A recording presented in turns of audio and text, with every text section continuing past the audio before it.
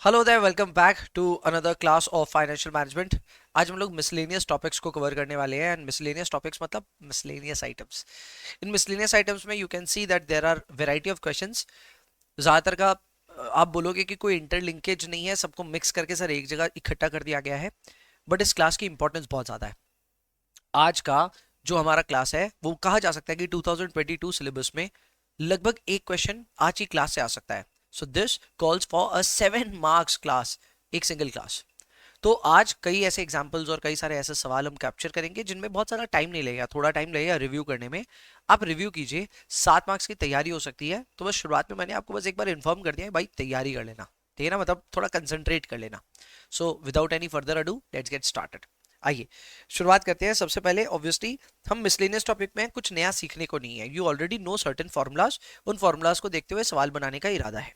पहला सवाल देख लेते हैं। सिंपल सा सवाल है, आइए पढ़िए। सवाल है that the current market price of a share is 600 rupees. The investor buys 100 shares. Well, actual में ना इसका कोई मतलब नहीं बनता है कि 100 शेयर्स है कि क्या है। आप पर शेयर पे भी कैलकुलेट करोगे तो आपका रिटर्न कैलकुलेशन सही आएगा।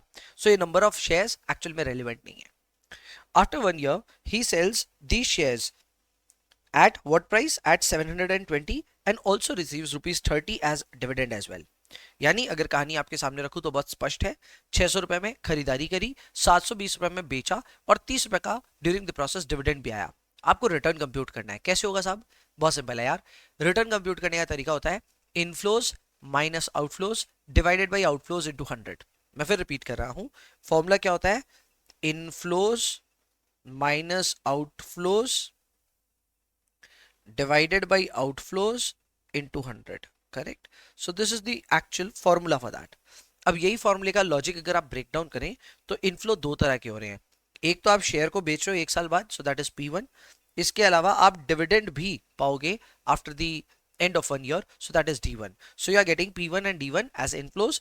आप इसमें से आउटफ्लोज माइनस करोगे which is P0 and clearly आपका फॉर्मूला बन जाएगा P1 plus D1 minus P0 divided by P0। Clear? So ये फॉर्मूला आपको अप्लाई करना है टोटल रिटर्न कंप्यूटेशन करने के लिए। रिजल्ट्स देखिए, चेक कीजिए, देखिए आपसे बन रहा है कि नहीं बन रहा है। I am giving you a minute to think about this.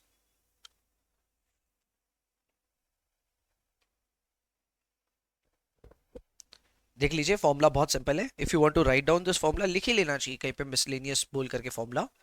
And उसके बाद ऑब्वियसली ये रिटर्न कंप्यूटेशन कैसे हो रहा है you get to know here. Check कर लीजिए।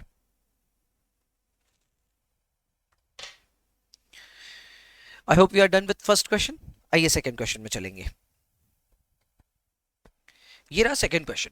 Now second question is interesting. आगे जाकर के जब हम लोग एसएफएम पढ़ेंगे फाइनल लेवल पे तो ये वहां पे भी सीखेंगे, ठीक है। This is about statistics. और स्टैटिस्टिक्स में किस तरह आप स्टैंडर्ड डेविएशन कैलकुलेट करते हैं, वेरिएंस कैलकुलेट करते हैं, ये उसकी एक प्रैक्टिस है। फ्रैंकली इंटरमीडिएट लेवल पे बहुत ज्यादा इंपॉर्टेंट नहीं है, but it is because it is captured in your study module तो हम इसको कवर कर रहे हैं। इसके क्वेश्चन आने के चांस कम है, पर फाइनल लेवल पे पोर्टफोलियो मैनेजमेंट जो हमारा टॉपिक है उसमें तो ये पक्का पूछेगा। तो कॉन्सेप्ट सीखने में या फिर इस आइडिया को सीखने में कोई गुंजाइश मत रखिए, सीख ही लीजिए। क्वेश्चन नंबर 2 में आते हैं।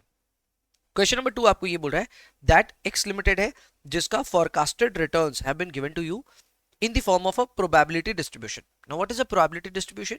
सिंपल होता है, probability distribution is the tabular presentation where you have been given some probability and along with that you have been given some data set। यहाँ पे हम लोग देख रहे हैं return on a share, correct. तो वो हमारे लिए एक डेटा सेट का काम करेगा। हम उसको आर आई से रिप्रेजेंट कर सकते हैं। किससे कर सकते हैं? आर आई से रिप्रेजेंट कर सकते हैं। Are I basically stands for return at different different level of probability and उसकी करस्पॉन्डिंग प्रोबेबिलिटी है जिसको हम पी आई से रिप्रेजेंट कर सकते हैं। P I stands for probability. So basically ये स्ट्रक्चर क्या समझाता है? ये स्ट्रक्चर हमको ये समझाता है that there is 0.05 probability of you earning a return of -20%। इसको इस तरह से भी समझ सकते हैं कि there is 5% probability because 0.05 is equal to 5%। So इसका मतलब हो गया there is 5% probability that you will generate a return of -20%।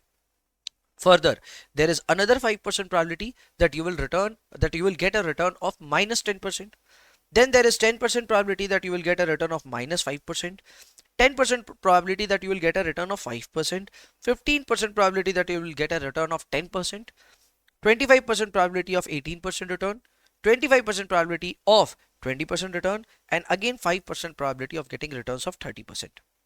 अगर आप probability साइड को टोटल करेंगे तो आश्चर्य में मत आइएगा, इट विल ऑलवेज बी 1, यानी आपकी probabilities का जो टोटल है वो 100% होना चाहिए, 100% को आप 1 भी लिख सकते हैं. सो यू हैव प्रोबेबिलिटी डेटा और उसी के साथ में आपके पास रिटर्न डेटा है. अब इसको यूज करके आपको मीन कैलकुलेट करना है, आपको वेरिएंस कैलकुलेट करना है और आपको एसडी कैलकुलेट करना है. करेक्ट? तो क्या ये कंप्यूट किया जा सकता है? किया जा सकता है. आपको इनके फॉर्मूले पता होना चाहिए. तो सबसे पहले जिन लोगों को फॉर्मूले लिखने हैं लिखिए प्लीज मेरे साथ, प्लीज लिखिए. मीन का फॉर्मूला क्या होता है मैं फिर आपको बता देता हूं कि ये सारी चीजें आप फाइनल लेवल पे जाकर सीखने वाले हो, तो यहाँ पे भी सीख लो, फाइनल में तो खैर बहुत डिटेल में सीखोगे. सो मीन कैसे कैलकुलेट होता है? मीन के लिए फॉर्मूला लगता है summation of P I X I.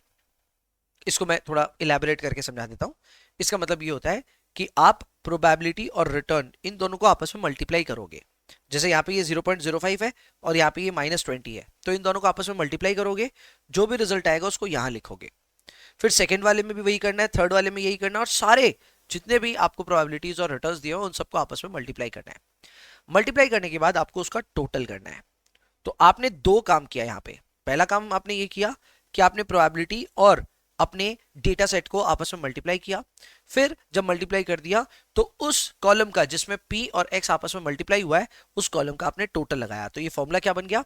Summation of p into X I. ये होता है मीन का calculation when probability is given. जब प्रोबेबिलिटी नहीं दी हुई रहती है तो मीन की कंप्यूटेशन सिंपल तरीके से भी होती है, आएगा वहां पे डिस्कस करेंगे, बट यहाँ पे प्रोबेबिलिटी के साथ इस तरह से सॉल्व होता है. अब बात आती है कि सर वेरिएंस कैसे कैलकुलेट होता है? तो वेरिएंस जो होता है सबसे पहले उसको लिखते कैसे हैं? तो वो इस तरह से एक सिग्मा का साइन होता है.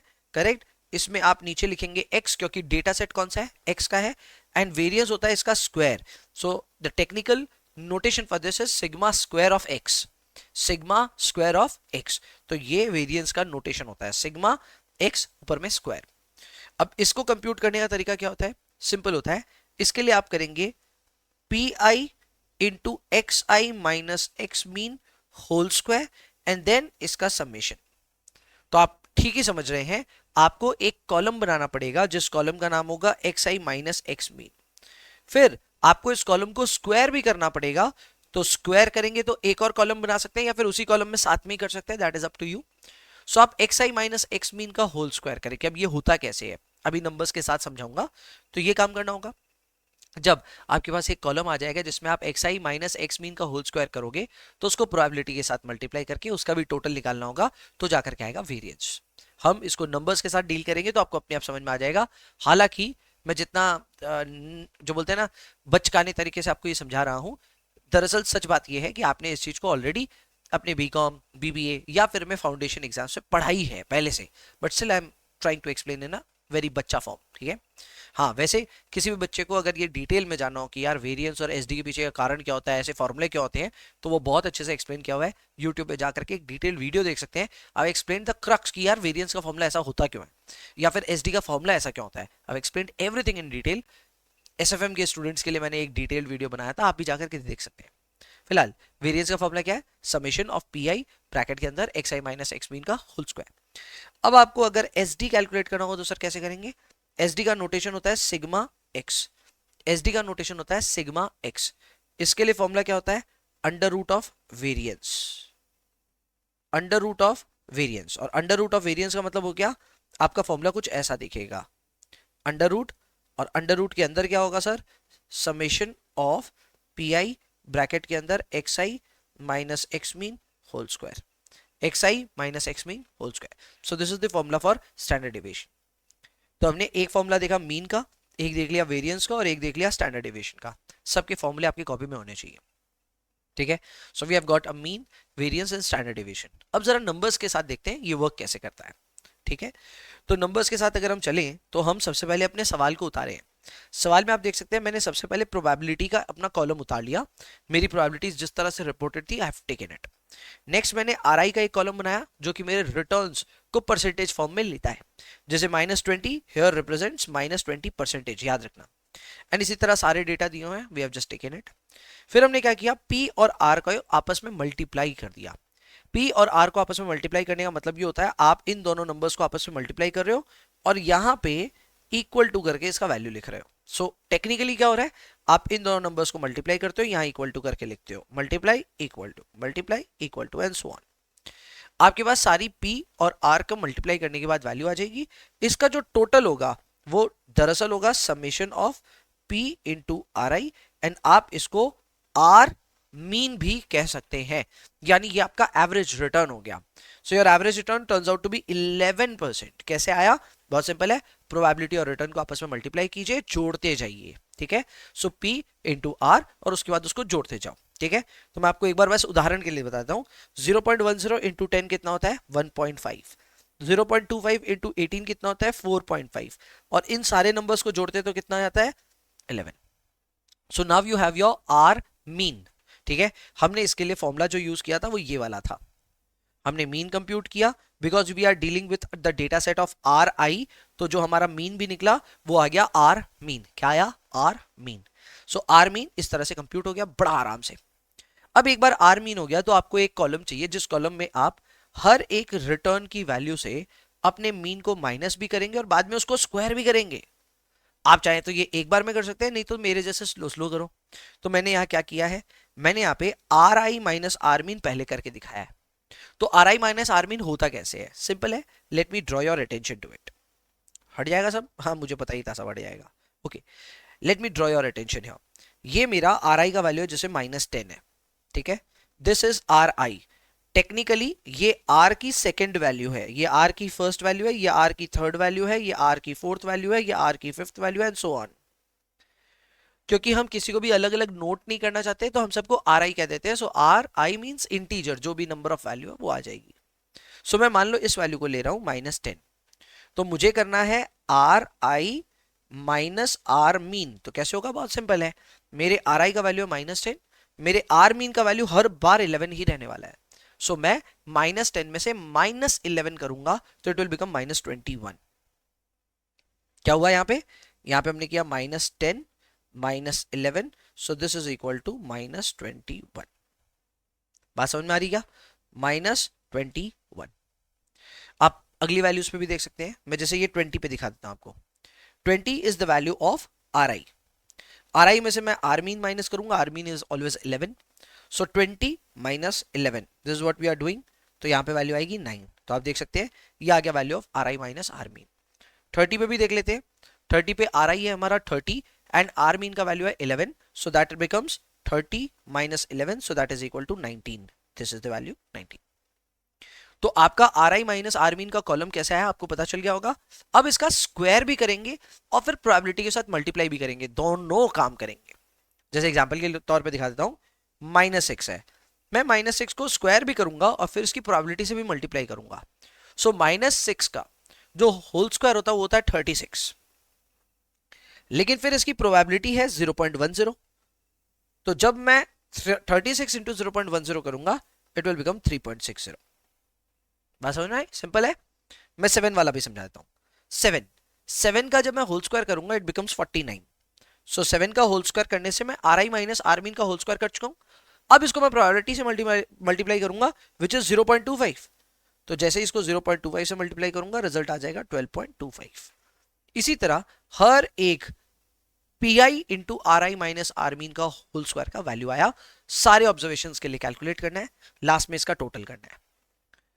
When you sum up this column, तब आपने क्या कर दिया, तब आपने कर दिया summation of P I bracket के अंदर R I minus R mean का होल स्क्वायर। सबसे पहले तो आपने R I minus R mean calculate करा था एक अलग कॉलम में, फिर आपने इसका स्क्वायर भी किया और उसकी प्रोबेबिलिटी से मल्टीप्लाई भी किया दूसरे कॉलम में, और फिर लास्ट में उसका टोटल किया जो कि 150 आ रहा है। तो आपने यहां तक आते आते ये पूरा फंक्शन कर दिया which is summation of P I in the bracket X I minus x mean का होल स्क्वायर। जब आपने ये किया रिजल्ट आया 150। अब ये क्या है, ये है वेरिएंस, क्योंकि ऊपर आपने वेरिएंस का ये फॉर्मूला पढ़ा था। Variance is equal to summation of what, the product of P I in the bracket X I minus x mean का whole square. So that is how you get your variance. Standard deviation के लिए क्या करना है, इसी variance को बस under root करना है। तो आपका वेरिएंस आया हुआ 150, उसको अंडर रूट कीजिए, you will get the value of standard deviation. So it's that easy. आप देख सकते हैं इसकी वैल्यू हमने कैसे कंप्यूट करी। ये रहा हमारा expected rate of return 11%। So expected rate of return आ गया दोस्तों 11%, वेरिएंस आ गया 150। इसको परसेंटेज स्क्वायर कहते हैं। इसका जो रिजल्ट होता है वो स्क्वायर्ड यूनिट्स में आता है। हालांकि अधिकतर टेक्स्ट बुक्स में इस बार में ज्यादा जिक्र नहीं मिलेगा, बट ये एक्चुअल में परसेंटेज स्क्वायर आ रहा है। आपको इसको माइंड नहीं करना है, कहीं परसेंटेज भी लिखा रहे तो चलेगा। और बाद में इसको अंडर रूट करेंगे तो रिजल्ट आ रहा है 12.25। That is the value of standard deviation. So that is how you compute your mean, your variance and your standard deviation. अब ये कहानी यहाँ आपको बहुत डिटेल में और सुकून से धीरे धीरे समझाई है। आगे इसके कुछ और भी सवाल मिल सकते हैं जहां पे हो सकते हैं फॉर्मूले थोड़े से चेंज हो जाएं, तो मैं उनको जब समझाऊंगा तो थोड़ा आपको ध्यान देना होगा। ठीक है, आइए। सो ये हो गया अपना question number 2। Very easy, very simple. आप इसकी प्रैक्टिस एक बार तो करोगे ही, जाहिर सी बात है, तो क्लास को पॉज करके एक बार इसकी प्रैक्टिस जरूर कर लेना। बट अदरवाइज सिंपल सा मेथोडोलॉजी है, रिटर्न, प्रोबेबिलिटी, ये दोनों दिया हुआ रहता है। बाद में आगे आपको मीन, वेरिएंस और एसडी निकालना आना चाहिए। आइए क्वेश्चन नंबर 3 में चलते हैं। Question number 3 is this. यहां पे आपको बोला है that there are two securities A and B, दोनों के normal probability distribution of 1 year are given as follows, या फिर उनके फीचर्स आपको दिए हुए हैं। Now first of all normal probability distribution के डिटेल में आपको जाने की कोई दरकार नहीं है, इतना ही समझ लो। There are certain characteristics which have been represented to you with respect to two stocks. Stock का नाम है ए एंड बी। इनके बारे में आपको क्या क्या बताया गया है? इनके बारे में आपको बताया गया है इनका एक्सपेक्टेड रिटर्न। नाउ ये एक्सपेक्टेड रिटर्न कंप्यूट करने के बहुत तरीके हैं, एक बार के लिए आप उन तरीकों में जाएंगे नहीं, आप यही समझेंगे that the mean is given for these. Mean को आप एवरेज रिटर्न भी कह सकते हैं। ठीक है, सो ये जो इंफॉर्मेशन आपके लिए अवेलेबल है ये है आपका मीन, आप इसको एवरेज भी कह सकते हैं, तो ये हो गया average return. So average return देखने पे ए का एवरेज रिटर्न आ रहा है 0.08 विच इज इक्विवेलेंट टू 8%। वहीं पे बी का जो एवरेज रिटर्न है वो आ रहा है 24%। क्या आ रहा है दोस्त? 24%। करेक्ट, कहां लिखूं मैं? यहां लिख देता हूं, बी का आ रहा है 24%। क्लियरली अगर मैं सिर्फ रिटर्न को कंपेयर करूं तो ए से मच बेटर है बी। ए में रिटर्न मिल रहा है सिर्फ 8%, बी में मिल रहा है 24%। So from return point of view B is a better stock. आगे बात करते हैं standard deviation. Now standard deviation क्या मेजर करता है? स्टैंडर्ड डेविएशन मेजर करता है रिस्क। ठीक है, जैसे रिटर्न मेजर करता है या मीन मेजर करता है रिटर्न, उसी तरह स्टैंडर्ड डेविएशन मेजर करता है रिस्क। रिस्क अगर हम देखें तो ए के केस में रिस्क है 0.06 यानी 6%। टेक्निकली एसडी जो है उसमें परसेंटेज स्क्वायर नहीं होता, वेरिएंस में होता है। ठीक है, मैं अगेन आपको बोल दूं, डिटेल में जाने की अभी फिलहाल जरूरत नहीं है। वेरिएंस होता है परसेंटेज स्क्वायर फॉर्म में, लेकिन स्टैंडर्ड डेविएशन जो होता है वो परसेंटेज में आ जाता है, क्योंकि आप अंडर रूट करके परसेंटेज पे आ जाते हो। तो आपका ये जो रिजल्ट आया वो आया 0.06, सो दैट इज 6%। देन 0.08 है तो यानी 8% है। अब अगर आप रिस्क के लेवल पे बात करोगे तो अब बी ज्यादा रिस्की नजर आ रहा है। हाँ, उसका रिटर्न भी ज्यादा था तो रिस्क भी ज्यादा है। अब ये तो बच्चे बोलेंगे सर ऐसा तो होएगा ही, जहां रिटर्न ज्यादा होता है वहां रिस्क भी तो ज्यादा होता है, which is true, which is true, सही बात है। ऐसा होता है, ज्यादा रिटर्न जहां होगा वहां रिस्क भी ज्यादा होगा। एंड ये क्लियरली एविडेंट है in case of this example. इस एग्जाम्पल में स्टॉक ए है, स्टॉक बी है। स्टॉक ए का जो रिटर्न, जो रिस्क है वो 6% है, जबकि बी का रिस्क है 8% का। क्लियरली बी का रिस्क ज्यादा है, तो हम कह सकते हैं भैया इस पॉइंट पे बी इज रिस्की। और हमको तो भैया जीवन में रिस्क कम चाहिए, तो we will go with security A. B के मुकाबले A is better. But then फिर आता है CV. CV is coefficient of variation which is basically a ratio. ये रेशियो में आप लेते हैं S D by mean. Formula क्या होता है? S D by mean. इस फॉर्मूले में आप रिस्क रिवॉर्ड एनालिसिस करते हो। कैसे? सिंपल है यार, नाम से ही समझ में आ रहा है। फॉर्मूला है एस डी बाई मीन। तो एस डी क्या मेजर करता है? एस डी मेजर करता है रिस्क। मीन क्या होता है? मीन होता है रिवॉर्ड। रिवॉर्ड यानी रिटर्न। तो आप एनालिसिस क्या चीज की कर रहे हो? आप कर रहे हो risk reward analysis. Now this is typically required in that case जहां पे आप दो सिक्योरिटी को आपस में कंपेयर कर रहे हो। क्यों? मैं समझाता हूं। सिंपल है यार, अगर आप सीवी नहीं होता तो आप ए और बी में चयन कैसे करते, चॉइस कैसे करते? मैं समझाता हूं कैसे। ए और बी में रिटर्न के लेवल पे B is better. Why? Sir return ज्यादा है उसका। बट रिस्क के मामले में ए इज बेटर बिकॉज उसमें रिस्क कम है। तो मेरा क्वेश्चन आपसे यही है कि फिर चॉइस कैसे करोगे भाई? रिटर्न के पीछे भागोगे कि रिस्क के पीछे भागोगे? रिटर्न के हिसाब से बी इज बेटर, रिस्क के हिसाब से A is better. So we needed a tool, we needed a ratio जो कि रिस्क और रिवॉर्ड दोनों को साथ में लेकर के चले, और साथ में लेकर के चलने के बाद उस पर एक ऐसा रेशियो निकाल करके दे जो कि हमको इजीली बता सके भाई कौन बेहतर है. उसको हम कहते हैं सीवी यानी कोएफिशिएंट ऑफ वेरिएशन. इसके लिए एस डी बाई मीन की कैलकुलेशन होती है. क्या होती है? S D by mean. तो ये एस डी बाई मीन की कैलकुलेशन आप करके देखिए. इसका रूल होता है lower the better. Lower the better. अब आप पूछेंगे सर लोअर द बेटर क्यों होता है, ये भी सिखा दो. वेरी इजी, क्योंकि इसके न्यूमरेटर में होता है एस डी, तो एस डी हमको जीवन में चाहिए कम, हमको जीवन में चाहिए standard deviation come, so lower the better. दूसरा, इसके डिनोमिनेटर में होता है मीन, तो मीन हमको चाहिए जीवन में ज्यादा, रिटर्न चाहिए ज्यादा, सो वो भी होता है हायर द बेटर. तो अगर डिनोमिनेटर हायर द बेटर है यानी कि fraction overall lower the better हो गया. सो एस जब आप सीवी देखेंगे तो सीवी देखते वक्त आपको ये देखना है कि किसका सीवी कम रिपोर्ट हुआ है. जिसका सीवी कम रिपोर्ट होता है वो overall is a better stock. तो यहां पे अगर हम सीवी की बात करें तो ए का सीवी है 0.75 जबकि बी का सीवी है 0.33. सिग्निफिकेंट डिफरेंस है. बी का सीवी बहुत कम है इन कंपैरिजन टू ए, आधे से भी कम है. सो ऐसे में which is the winner? Your clear winner is security B, क्योंकि उसका CV is much lower than CV of A. अब हमको कंक्लूजन करना है भैया किसके साथ जाएं, क्या जाएं. तो हमने पहले लिखा एक्सपेक्टेड रिटर्न के हिसाब से जाओगे तो security B is better because उसका हायर द बेटर वाला रूल के हिसाब से बी में ज्यादा रिटर्न है तो वो जीत गया. लेकिन रिस्क के हिसाब से जाओगे तो A is better. If you go by standard deviation then we want lower risk in our life, so security A का रिस्क कम है, so will go with A. But when you look at CV, now CV देखने के time पे आपको देखना पड़ता है लोअर द बेटर. सीवी जिसका कम आए वो बढ़िया है. तो आपका एक आया 0.75, एक है 0.33, क्लियरली 0.33 कम है, so we will go with security B. So यहां पे लिख दिया सीवी के हिसाब से सिक्योरिटी बी इज बेटर. काय को? Because it is lower. So reasoning के साथ समझाया है, लॉजिक के साथ एक्सप्लेन किया है. That is question number 3 for you. आगे बढ़ते हैं क्वेश्चन नंबर 4 में. Now question number 4 is a simple computation of beta. Well technically beta सिखाने की दरकार नहीं है, ठीक है. हालांकि आप बीटा के बारे में पढ़ करके आ रहे हो from CAPM, capital asset pricing model. आपने डिविडेंड पढ़ते वक्त ये फॉर्मूला देखा है. CAPM आपको पता है कि अच्छा के ही कंप्यूटेशन होता है. कॉस्ट ऑफ कैपिटल पढ़ते वक्त आपने CAPM पढ़ा है. तो उसमें बीटा की वैल्यू आमतौर पे दी हुई ही रहती है, ठीक है ना. You never ever question beta आएगा कैसे. बट कभी कभार ऐसा डर लगता है कि यार इंस्टीट्यूट हो सकता है कोई MCQ ही पूछ ले, या फिर हो सकता है कोई बड़े सवाल में बीटा कंप्यूट करवा दे.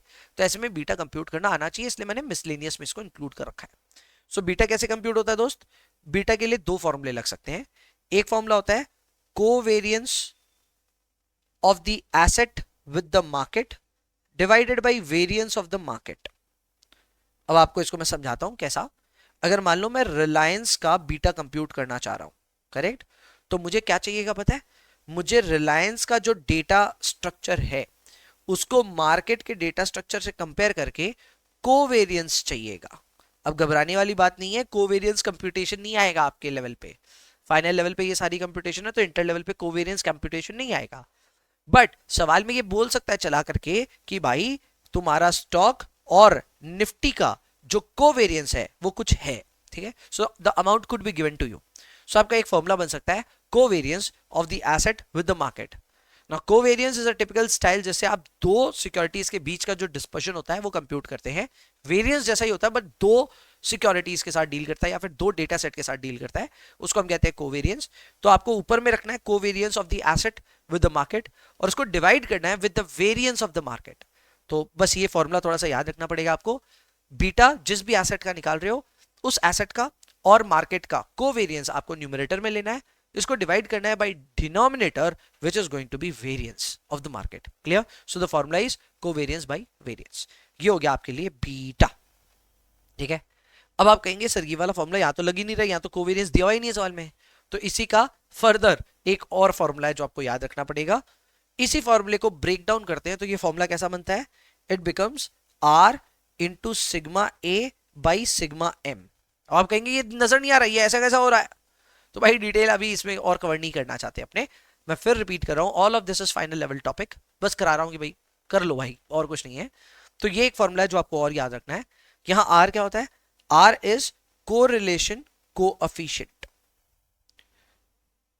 Correlation coefficient, that is R. Sigma A is standard deviation of the asset and sigma M is standard deviation of the market. Clear? तो ये वाला भी फॉर्मूला आपको लगाना पड़ सकता है, तो आपको अपनी कॉपी में दो फॉर्मूले लिखने की दरकार है. मैं फिर रिपीट कर रहा हूं, beta is equal to covariance by variance of the market. ये एक फॉर्मूला आप प्लीज लिखिए, और दूसरा फॉर्मूला आप लिखिए beta is equal to R into sigma A by sigma M. R into sigma A by sigma M, that is also the value of beta है. Clear? अब यहां पे इस सवाल में वही वाला फॉर्मूला लग रहा है.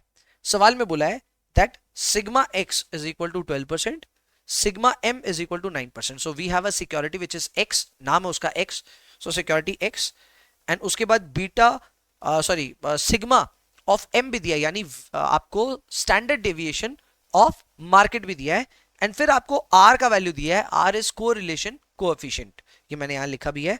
आर का मतलब क्या होता है? Correlation coefficient. सो उसका भी वैल्यू दिया हुआ है. So you have been given everything. Formula लगाइए. सो फॉर्मूला क्या है? फॉर्मूला है दोस्त R into sigma X by sigma M. So R की वैल्यू हो गई 0.72, सिग्मा एक्स की वैल्यू हो गई 12 एंड सिग्मा एम की वैल्यू हो गई 9. सॉल्व कर लीजिए. सॉल्व करने के बाद रिजल्ट आएगा 0.96. That is the final value of beta for that particular security. ये था आपके लिए question number 4. Simple, straight forward, दो फॉर्मूला लिखे हमने बीटा के, दोनों वेरिएशन में से कुछ भी आ सकता है एग्जाम में. आगे बढ़ते हैं. Next up is question number 5. Question number 5 की अगर हम बात करें तो ये सवाल को इंस्टीट्यूट ने अपनी किताब में बहुत ही गलत तरीके से बनाया है. सो इंस्टीट्यूट का आंसर और मेरा आंसर मैच नहीं करेगा, समझ लीजिएगा. इट वोंट मैच, क्लियर बात है. और इंस्टीट्यूट ने गलती भी करी है, ये आपको अपने आप ही समझ में आ जाएगा if you will match my solution with the institute one. सवाल क्या है? सवाल सिंपल है यार. You have been given stock price and dividend history of a company X limited. आपको साल दिया है, साल के अंत में क्या स्टॉक प्राइस चल रहा था वो बता दिया, और साल के अंत में आपको क्या डिविडेंड मिला ये भी बता दिया. नेक्स्ट ईयर का भी दे दिया, उसका नेक्स्ट ईयर भी दे दिया, एंड सो ऑन. आपको यहाँ पे सबसे पहले हर साल की रिटर्न निकालनी है कि आपको क्या रिटर्न मिला. इसका पहला शुरुआत यहां से होता है कि 2015 के लिए रिटर्न कंप्यूट नहीं हो सकता. क्यों नहीं हो सकता भाई? इसलिए क्योंकि आपको बिगिनिंग प्राइस बताया ही नहीं.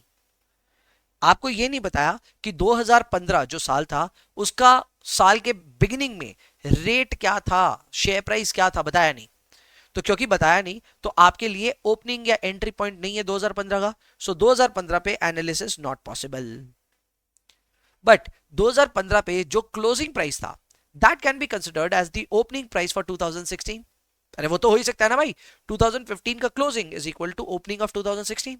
सो this is where the game begins. So 2016 में आपके पास एंडिंग प्राइस भी है, आपके पास बिगनिंग प्राइस भी है, और आपके पास 2016 का डिविडेंड भी है. ऑब्वियसली 2015 का डिविडेंड भी आपके काम का नहीं है. जो डिविडेंड आपको 2016 में मिला आपके लिए वही काम का है. सो रिटर्न का फॉर्मूला तो हम सीख के हैं.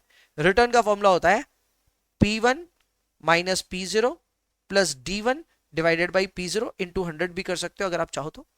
तो अगर हम अपने सेकेंड ईयर की बात करें तो अपना डिविडेंड कितना है, सॉरी प्राइस कितना है, 389. This is the price at the end of 2016. What is the price at the beginning of 2016? Then that is the price at the end of 2015. तो 2015 के एंड में हमारा प्राइस चल रहा था 312, और ड्यूरिंग द पीरियड हमको डिविडेंड मिला 6.75 का. तो बस दोस्त इंतजार क्या बात का है, let us calculate return here. So return आएगा 389 minus 312 plus 6.75 divided by 312. So return आ रहा है दोस्तों 26.84%. 26.84%. इसके लिए हमने क्या क्या किया? हमने जिस साल का एंडिंग प्राइस है वो लिया, जिस साल का डिविडेंड है वो भी लिया, और बिगनिंग का जो प्राइस है वो लिया. इन तीन इंफॉर्मेशन की मदद से हमने यहाँ पे रिटर्न कंप्यूट कर लिया 2016 का. आपको जस्ट एक इलस्ट्रेटिव फॉर्म के लिए चलो और एक साल बताता हूं. मान लो हम 2020 का रिटर्न कंप्यूट करना चाहते हैं. कैसे कंप्यूट होगा? Very simple. आप लेंगे formula P1 minus P0 plus D1 divided by P0 into 100. Clear? So आप 2020 की बात करो तो 20 का एंडिंग प्राइस है 389, बिगनिंग प्राइस होगा इसके ऊपर वाला यानी 367, और 2020 में आपको डिविडेंड मिला है 4.1 का. 4.1 का इसको आप डिवाइड कीजिए बाई 367 एंड इसको मल्टीप्लाई कीजिए 100 से, you will get your result. So that will be 389 minus 367 plus 4.1 divided by 367, तो ये आ रहा है लगभग लगभग 7.11%. Correct. So this way you will be able to calculate return for all the years starting from 2016 to 2021. तो देख लीजिए हमने ये काम कर लिया एंड प्रॉपर फॉर्मूले के साथ समझाया है. ये आपका पहला वाला और ये लास्ट वाला जो दोनों मैंने समझाए थे उसके वैल्यूज मैच हो रहे हैं यहाँ पे. Clear. So now you have your returns data. 2016 से लेकर 2021 तक का आपके पास 7 साल का रिटर्न डेटा आ गया. क्लियर है, कोई दिक्कत नहीं है. अब आता है ये बोलते हैं बताओ इसमें से अब तुम्हारा एवरेज क्या आएगा. यार एवरेज निकालना तो सबको आता है. अगर आपके पास रिटर्न का डेटा आ गया तो सातों जो रिटर्न के डेटा है उनका टोटल कीजिए और डिवाइड कर दीजिए n से. Now this is different from the formula that you had applied in question number 1. Question number 1 में तो आपके पास प्रोबेबिलिटी दिया हुआ था तो वहां तो कुछ अलग ही हो रहा था. यहां कुछ अलग होगा. यहां पे आपका मीन का, वेरिएंस का और स्टैंडर्ड डेविएशन का फॉर्मूला बदलेगा. आपका मीन का अब फॉर्मूला क्या हो जाएगा, लिख लीजिएगा कॉपी में. मीन का फॉर्मूला होता है summation of xi divided by n. So essentially आप क्या कर रहे हो, आप जो आपका रिटर्न का डेटा सेट है उसका सबका टोटल करोगे तो आप समेशन ऑफ xi कर रहे हो और फिर आप उसको डिवाइड करोगे नंबर ऑफ ऑब्जर्वेशन से. सो यहाँ पे नंबर ऑफ ऑब्जर्वेशन है 7. सो जो भी टोटल आएगा उसको डिवाइड बाई 7 कीजिएगा. इससे आएगा आपका मीन. मीन को आप रिप्रेजेंट करते हैं एज एक्स मीन. फिर आएगा आपका वेरिएंस. सर वेरिएंस कैसे आएगा, वेरिएंस को हम रिप्रेजेंट करते हैं एज सिग्मा एक्स स्क्वायर. याद आ रहा है. सो वेरिएंस के लिए फॉर्मूला होता है summation of xi minus x mean का whole square divided by n. जब प्रोबेबिलिटी होता था तो यही सेम काम होता था, बस डिवाइड बाई n नहीं होकर के प्रोबेबिलिटी से मल्टीप्लाई होता था. काम तो सेम ही होता था. आपके लिए xi minus x mean whole square यहां पे भी हो रहा है, यहां पे भी हो रहा है. सो वहां फर्क नहीं है. समेशन यहाँ पे भी हो रहा है, यहाँ पे भी हो रहा है, समेशन भी हो रहा है दोनों जगह. बस फर्क इतना है एक जगह समेशन करने के बाद आप डिवाइड बाई n कर रहे हो और एक जगह समेशन करने से पहले आप प्रोबेबिलिटी से मल्टीप्लाई करने के बाद समेशन कर रहे हो. दोनों फॉर्मूले में हल्का सा अंतर आ जाता है एंड जाहिर सी बात है जो भी आपको सवाल में इनपुट दिया रहेगा उसके बेसिस पे आपकी डिसीजन लोगे. Clear. So this is something that you need not worry about. अभी ये वाला फॉर्मूला लगाना है.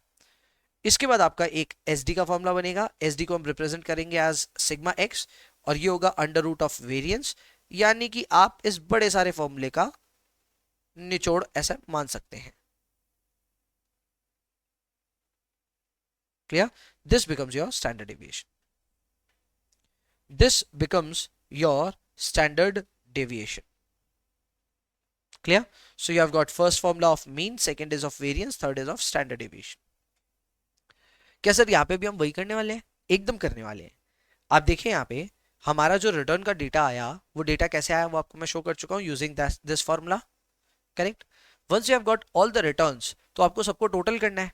टोटल करने पे यहाँ पे रिजल्ट आ रहा है 60.17. इसको हम डिवाइड करेंगे by 7 because total number of years है 7. 2016 से लेके 21 तक 7 साल से डिवाइड करेंगे तो कैसे आएगा, कर लो 60.17 divided by 7. So that is equal to, oh 6 साल है क्या, लेट मी सी. ओ 6 साल है, 7 साल नहीं है, सॉरी सॉरी माय बैड. 2016 से 2021 6 ही साल होते हैं, 7 साल नहीं होते. सो you have two divided by actually 6. सो 6 से डिवाइड करने के बाद क्या आ रहा है 60.17 divided by 6. So the result is, क्या हो गया भाई, किससे डिवाइड कर दिया हमने,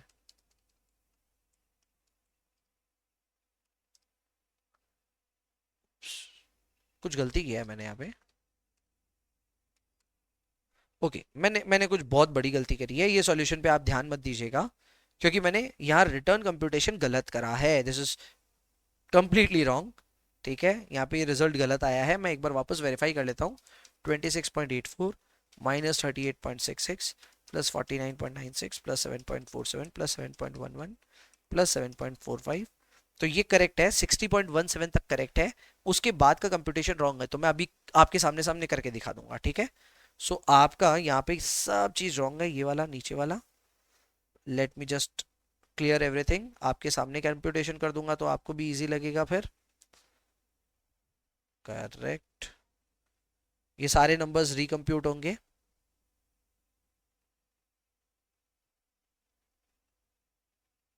जस्ट अ मिनट, 1 मिनट दीजिए मुझे.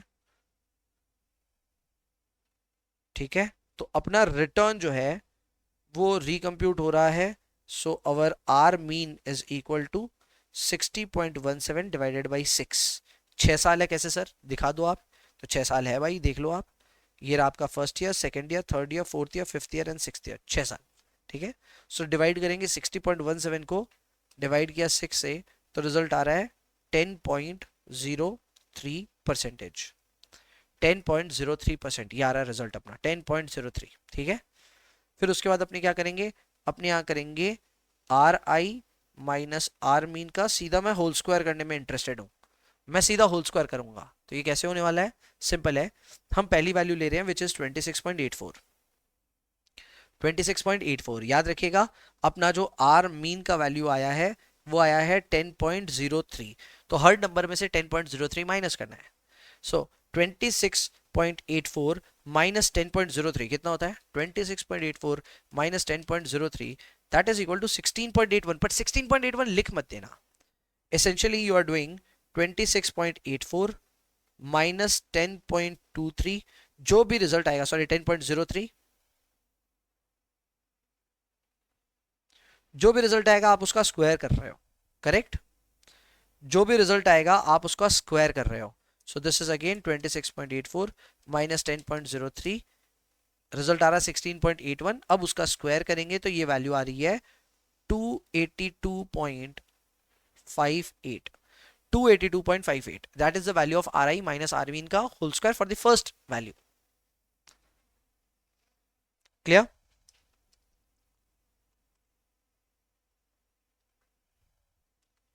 अब करेंगे सेकंड वाले के लिए।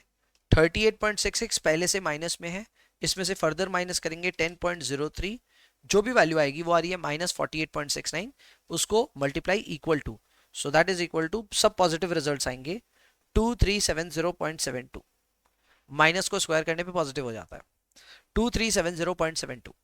नेक्स्ट वाला करेंगे 49.96 minus 10.03 into equal to, so that is equal to 1594.40। 7.47 minus 10.203 into equal to 6.55। 7.11 minus 10.03 into equal to 8.53।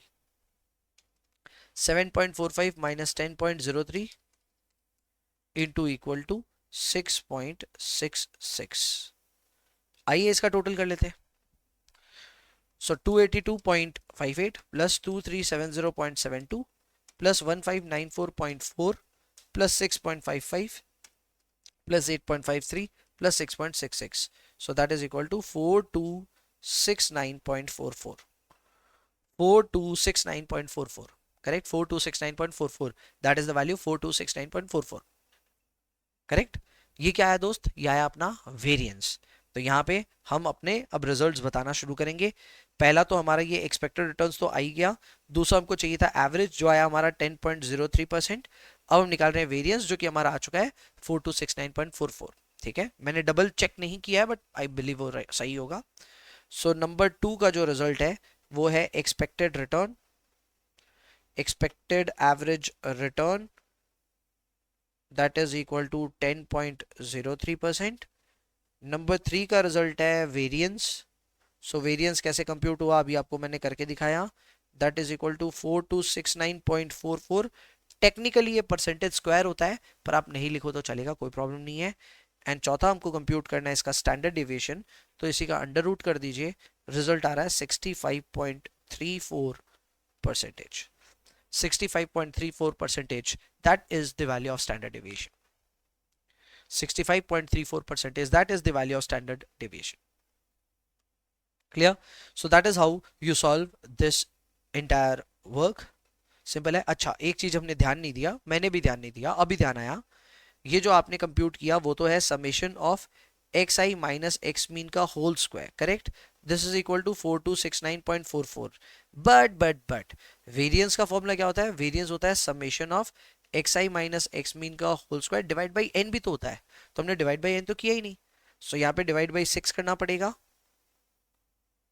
तो डिवाइड बाई 6 करेंगे तो वेरिएंस की वैल्यू आएगी 4269.44 divided by 6, that is equal to 711.57, correct. और फिर उसको अगर स्क्वायर रूट करेंगे तो आएगा स्टैंडर्ड डेविएशन जो कि आ रहा अब 26.68%। क्लियर? सो हमारे पास ये वेरिएंस नहीं आया था, ये वेरिएंस के लिए न्यूमरेटर आ गया था, फिर उसको डिवाइड बाई एन करना जरूरी था। हमने डिवाइड बाई एन किया, वेरिएंस आ गया 711.57, फिर अंडर रूट किया तो 26.68 standard deviation. Clear? Done? Good question, good. चलो आगे बढ़ो। आ जाओ जी क्वेश्चन नंबर 6 में। ना question number 6, nothing new to learn, this is CAPM, ठीक है, क्योंकि इंस्टीट्यूट ने अलग से मेंशन किया था एक जगहों पे मिसलेनियस कैटेगरी में, तो हमने भी इंक्लूड कर दिया, हालांकि you know this very well.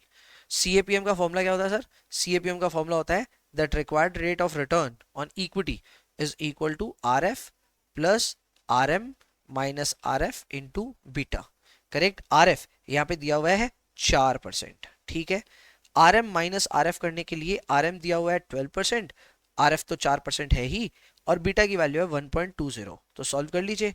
It is 4% plus 8% into 1.2 यानी कि 9.6%, and this is equal to 13.6%। Result is here.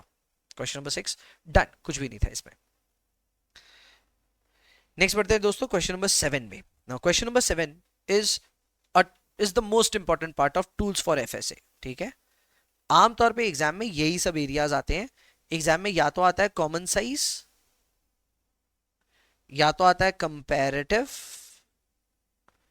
या तो आता है ट्रेंड एनालिसिस। सच बात यही है कि एग्जाम में ज्यादा चांस इसी के आने का होता है, ठीक है, but sometimes they ask other topics as well. तो जो अदर टॉपिक्स है उसके लिए मैं ये मिसलेनियस लेक्चर आपका रिकॉर्ड कर रहा हूं, बट ये जो 3 टॉपिक्स हैं ये बहुत आसान है करना, अगर आ गया तो फिर तो ये फ्री के नंबर है, मान के चलिए 7 मार्क्स में यही आएगा, ठीक है। बट बाकी एरिया भी है जो देख के जाइए, कल को कुछ आया तो आपको आना चाहिए करना। So tools for FSA, how do we do this, आइए देख लेते हैं। हमको यहाँ पे बनाना है common size statement. Common size क्या होता है एंड क्यों बनाते हैं, इसके पीछे रीजन क्या है, ये जानना है। सिंपल है, जो इसका नाम है वही एक्सप्लेन करता है इसके पीछे का रीजन। कॉमन साइज स्टेटमेंट का मतलब ये होता है एक ऐसा स्टेटमेंट जो कि बड़ी और छोटी कंपनी में फर्क ना करे। मैं एग्जांपल देता हूं। आज मान लो कंपनी ए है जिसका प्रॉफिट आफ्टर टैक्स है मान लो 9,000 करोड़, वहीं पे कंपनी बी है जिसका पैट है मात्र 60 करोड़। जाहिर सी बात है ए और बी में अगर आप मुझसे पूछेंगे कौन सी बढ़िया कंपनी है, मैं कोई भी बोलेगा यार A is a better company. Why sir? Look at the scale sir, look at the size. मतलब ए का पैट है 9,000 करोड़ और बी का पैट मात्र 60 करोड़ है, इनका आपस में कोई कंपैरिजन ही नहीं है। ए के सामने बी का कोई स्केल ही नहीं है, कोई साइज ही नहीं है, बात ही नहीं है। इसीलिए इन दोनों के बीच में कंपैरिजन पॉसिबल हो, इसीलिए हम बनाते हैं common size statement. Common size statement basically आपकी जो नंबर्स है ना, एब्सोल्यूट नंबर्स 9,000 करोड़ ये वो उनको हटा ही देता है, पिक्चर से ही आउट। और पिक्चर से आउट होने की वजह से हर नंबर को हम एक स्टैंडर्डाइज्ड फॉर्म में रिप्रेजेंट करते हैं। कल को अगर मैं आपको ये कहूं that this PAT is equal to may be x and this is equal to 1.2x, तब तो आप कंपेयर कर पाओगे ना इन दोनों को। x और 1.2x में कौन ज्यादा? 1.2x ज्यादा, करेक्ट। सो एक स्टैंडर्डाइज फॉर्म में इसको कन्वर्ट करना जरूरी है, एंड इसीलिए हम common income statement, common size income statement बनाते हैं, या फिर कॉमन साइज बैलेंस शीट भी बनता है। तो ये बनेगा कैसे? बनना आसान है यार, बहुत आसान है। कॉमन साइज बनाने के लिए आपको बस एक रूल का ध्यान होना चाहिए। कॉमन साइज बनाने के लिए आपको सबसे पहले क्वेश्चन ये करना है कि किसका कॉमन साइज करना है। Do we have to do it for income statement, या फिर हमको ये बैलेंस शीट के लिए करना है? क्लियर? अगर इनकम स्टेटमेंट के लिए करना पड़ा तो आपको जितने भी आइटम है इनकम स्टेटमेंट में, उन सभी आइटम को परसेंटेज फॉर्म में कन्वर्ट करना होगा by taking net sales of as base. By taking net sales as base, I will explain this, रुको मैं बताता हूं। मान लो एक इनकम स्टेटमेंट दिया हुआ है जिसमें नेट सेल्स रिप्रेजेंटेड है 1,000 करोड़, उसी में ग्रॉस प्रॉफिट दिया हुआ है मान लो 700 करोड़, और पैट दिया हुआ है 200 करोड़। तो कॉमन साइज स्टेटमेंट ये कहता है कि अगर तुम इनकम स्टेटमेंट को कन्वर्ट करना चाहते हो इनटू परसेंटेज फॉर्म, तो जितने भी आइटम्स हैं उन आइटम्स को नेट सेल्स के परसेंटेज टर्म्स में कन्वर्ट कर दो। अब ये करना आसान होता है, किसी भी नंबर को लो और इसको डिवाइड करो by the net sales figures into 100। यानी आपको परसेंटेज कोई भी आइटम का निकालना है तो वो आइटम की वैल्यू लो, उसको डिवाइड करो बाय नेट सेल्स का फिगर एंड उसको फिर इनटू 100 कर देना। तो ये हर आइटम के लिए करना है। जैसे मुझे नेट सेल्स को ही, नेट सेल्स का कितना परसेंट होता है ये पता करना है। वैसे तो कैलकुलेट करना बेवकूफी होगी, मतलब 100 ही होगा, बट फिर भी मैं करके दिखा देता हूं ना यार। So it is 1000 crore divided by 1000 crores because my net sales is 1000 crores, so the result will be 100%। Sir GP निकालना होगा तो कैसे निकलेगा? सिंपल है, फॉर्मूला लगेगा GP by net sales into 100। So मेरा जीपी कितना है 700, मेरा नेट सेल्स कितना है 1000 into 100, so that will be equal to 70%। So my GP will be 70%। Sir NP कैसे आएगा या फिर पैट कैसे आएगा? Simple, 200 crores divided by 1000 crores into 100, so that will be equal to 20%। ये होता है common size income statement। Every item should be presented in terms of percentage of net sales। अब कोई तो बच्चा ये पूछेगा सर नेट सेल्स क्या होता है वो तो बताओ। तो नेट सेल्स होता है सेल्स माइनस सेल्स रिटर्न। अगर आपको सवाल में सेल्स और सेल्स रिटर्न अलग अलग दे तो आप कृपया करके नेट सेल्स निकालिएगा और फिर पूरी इनकम स्टेटमेंट को नेट सेल्स के हिसाब से परसेंटेज में बांटिएगा। सर व्हाट इफ हमें कॉमन साइज इनकम स्टेटमेंट पूछे ही ना, हमें बैलेंस शीट पूछ रहे तब क्या करें? बैलेंस शीट तो और भी ज्यादा आसान है। बैलेंस शीट का टोटल होता है ना, टोटल, वो आपका बेस हो जाता है। So your base is the total of balance sheet. तो हर आइटम को आपको परसेंटेज के बेसिस पे तोलना है। ऑब्वियसली आपका बेस 100% हो जाता है। तो let me explain that in easy manner. मान लो आपकी बैलेंस शीट है, यहाँ पे फिक्स्ड एसेट्स है 200 करोड़ और करंट एसेट्स है 300 करोड़। तो टोटल आपका एसेट हो गया 500 करोड़ का। Correct, your balance sheet total is equal to 500 crore. So ऐसे में फिक्स्ड एसेट को जब आप परसेंटेज फॉर्म में कन्वर्ट करोगे, so it will be 200 divided by 500 into 100, so that will be 40%। Then current asset को जब आप परसेंटेज फॉर्म में कन्वर्ट करोगे, मैं फिर रिपीट कर रहा हूं, आप खुद की वैल्यू लो, डिवाइड करो by the total of the balance sheet into 100, so that will be equal to 300 by 500 into 100 is equal to 60%। So fixed asset, current assets, जितने भी आइटम होंगे उन सारे आइटम्स को आपको टोटल ऑफ बैलेंस शीट पे calculate करना पड़ेगा। जो भी टोटल ऑफ बैलेंस शीट दिया रहेगा उस परसेंटेज फॉर्म में कन्वर्ट करना होगा। इजी पीजी, नहीं समझ में आया? अभी समझा दूंगा, एक सवाल दो सवाल देखेंगे तो क्लियर हो जाएगा। आओ सबसे पहले हम देख लेते हैं ये क्या है। ये पहला तो हमारा एक कॉमन साइज स्टेटमेंट बनाने को बोला है। कॉमन साइज हमेशा याद रखना दो तरीके से बनता है, अगर इनकम स्टेटमेंट है तो नेट सेल्स के हिसाब से, और अगर बैलेंस शीट है तो टोटल के हिसाब से। ठीक है, तो यहाँ पे इनकम स्टेटमेंट की बात कर दी तो आप सबसे पहले खोज में लग जाइए नेट सेल्स के फिगर्स के। तो नेट सेल का फिगर तो सर सामने सामने है। नेट सेल का फिगर है 10,50,000 and 13,50,000 for two different years. 2021 का कुछ है, 2022 का कुछ है।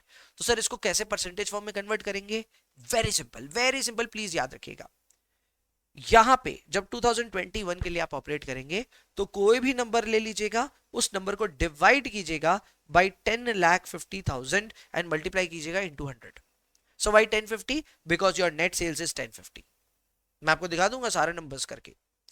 और जब 2022 का कोई भी फिगर लीजिएगा तो जिस भी फिगर का आप काम कर रहे हैं, जिसका भी परसेंटेज करना चाह रहे हैं, उस परसेंटेज की, उस नंबर की वैल्यू लीजिएगा, उसको डिवाइड कीजिएगा by the net sales of that year which is 13,50,000 और फिर इनटू 100 करके परसेंटेज में कन्वर्ट कीजिएगा।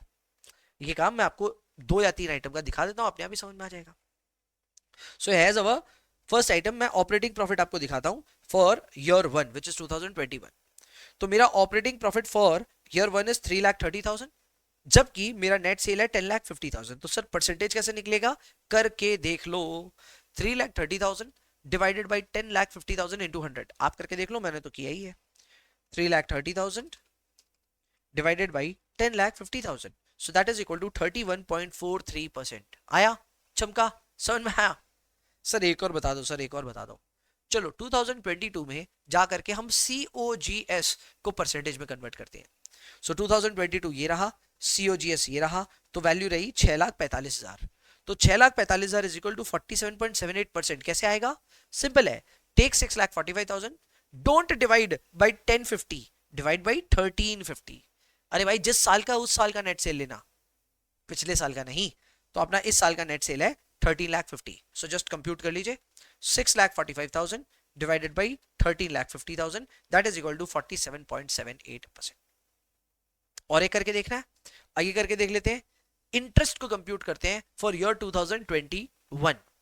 मेरा इंटरेस्ट फॉर ईयर 2021 कितना है सर? 60,000 रुपीज। मेरे को इसको परसेंटेज में कन्वर्ट करना है, 5.71 लाना है। कैसे आएगा?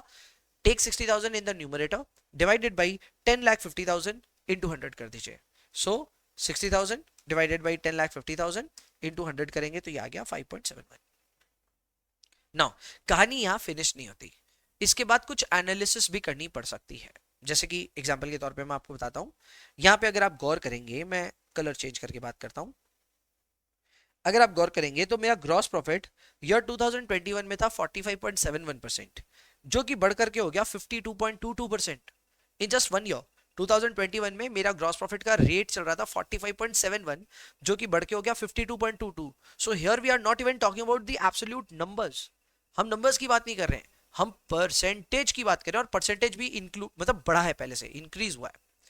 तो आपका इस पे एक कमेंट्री आ सकता है कि ये हुआ कैसे? ये हुआ क्योंकि COGS कम हुआ है। So you can say that the company have been able to cut its cost nicely, and as a result its gross profit margin has increased from 45.71% to 52.22%। ये आप ऐसे भी शो कर सकते हैं कि देख भाई, जहां तक COGS 54.29% चलता था, अब वो 47.78 हो गया है। So your COGS percentage as a whole has declined, as a result your gross profit has exploded, बढ़ गया भाई। फिर आप नेक्स्ट कमेंट कर सकते हैं, may be on operating profit. तुम्हारा ऑपरेटिंग प्रॉफिट पे परसेंटेज चल रहा था 31.43, जो कि अब हो गया 36.22। इसमें भी इन्फ्लेशन हुआ है। सो यू कैन से कि हाँ भाई देखो, यहाँ पे भी तुम्हारा एक्सप्लोजन हुआ है। इसके पीछे आप रीजन बता सकते हो कि क्योंकि तुम्हारा ग्रॉस मार्जिन बढ़ गया है, तो तुम्हारा ऑपरेटिंग प्रॉफिट भी बढ़ा है। हालांकि यू कैन से कि ऑपरेटिंग एक्सपेंस, जो अदर ऑपरेटिंग एक्सपेंस है, उसमें भी बढ़ोतरी हो गई है।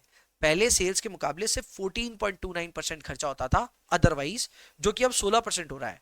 तो although your cost of good sold have declined, but your other operating cost are going up.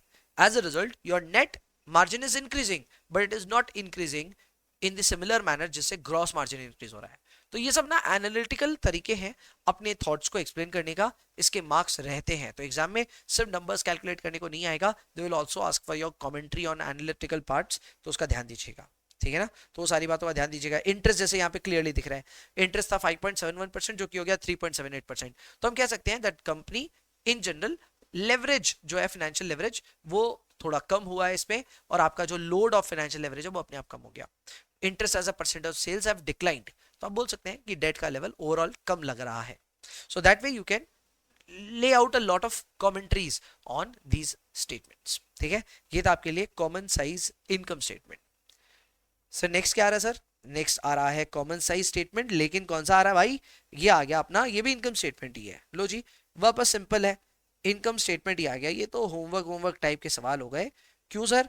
क्योंकि इसमें सब में आपको ना, ये देखो यहाँ पे जाकर के सेल रेवेन्यू दिया हुआ है यहाँ पे, तो सेल वाले फिगर को बेस लेना है। Your base is this, basis, correct. बाकी सारे फिगर्स को कंप्यूट करना है एज परसेंटेजेस। तो आप देख सकते हैं जो हमारा सेल्स है ना, वो सबका 100% आ रहा है। सेल्स इज ऑलवेज 100, क्योंकि खुद को खुद ही से डिवाइड करोगे तो 100 ही तो आना है। So sales is always 100। बाकी फिगर्स को कंप्यूट किया गया है by looking at the sales. एक बार दो फिगर्स को डिस्कस कर लेते हैं।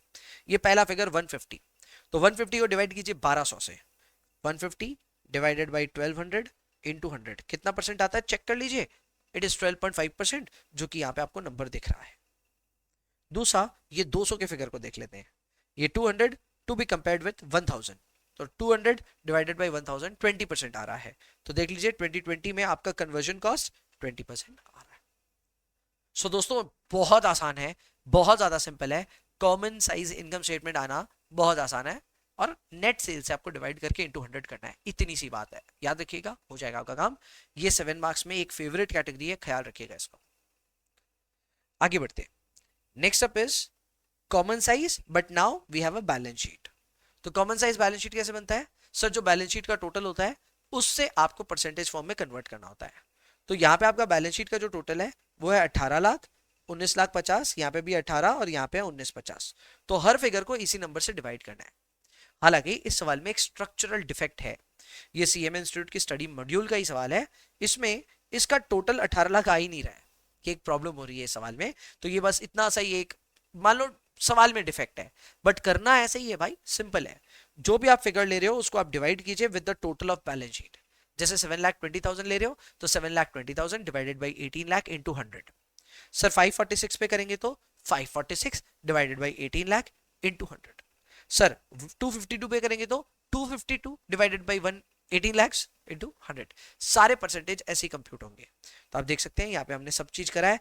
यहाँ पे एरर भी मैंने शोकेस किया है कि भाई यहाँ एरर आ रहा है, क्यों? क्योंकि इसका टोटल 100 बन ही नहीं रहा है।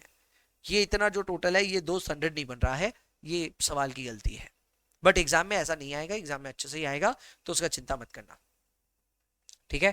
तो आप देख सकते हैं हमने जो टोटल के फिगर्स हैं उनको 100 लिखा है, क्योंकि ऑब्वियसली टोटल से ही डिवाइड करें तो ये तो 100 ही आएगा। बाद बाकी हर फिगर को इससे कंपेयर किया है। एग्जाम्पल के तौर पे ये 67 को एक बार वेरीफाई कर लेते हैं। तो हमारे पास दिया हुआ है balance sheet of first year 2021, जहां पे हमारे पास दिया हुआ है फिक्स एसेट्स 12,06,000। सो 12,06,000 को अगर हम कंपेयर करते हैं विथ 18 लैक्स तो वो कितना परसेंट होता है, जरा कंप्यूट कर लो। 12,06,000 divided by 18 lakhs, so that is equal to 67%. That is equal to 67%, correct? So that is equal to fixed assets for you. Easy, बहुत ज्यादा आसान था ना सर? एक और करवा के दिखा दो सर, एक और। चलो एक और कर लेते हैं, ये इन्वेंट्री को कंप्यूट कर लेते हैं। इन्वेंट्री की वैल्यू है 3,51,000, इसको कंपेयर कीजिए with 19,50,000 which is the balance sheet value of that particular year. तो ये कितना आ रहा है भाई? 351 divided by 1950, so that is equal to exact 18%। Check कर लो इन्वेंट्री की वैल्यू 18% है कि नहीं है। सो यहाँ पे इन्वेंट्री आ गई दोस्त 18%, करेक्ट। सो अब यहाँ पे भी आप अपना हिसाब से एनालिसिस दे सकते हो। जैसे एनालिसिस करोगे तो आपका यहाँ फिक्स एसेट जो है वो 67% से 60% हो गया। सो क्लियरली आपका वर्किंग कैपिटल एक्सप्लोड हुआ है। फिक्स एसेट घटा है 7% से, करेक्ट। तो आपका वर्किंग कैपिटल एक्सप्लोड हुआ है। तो आप इस पे दो कमेंट्री कर सकते हो। नंबर 1, कंपनी के फिक्स एसेट्स में डेटोरिएशन हुआ है एंड कंपनी अपने फिक्स एसेट को रिप्लेस नहीं कर रही है विद न्यूअर मशीन्स।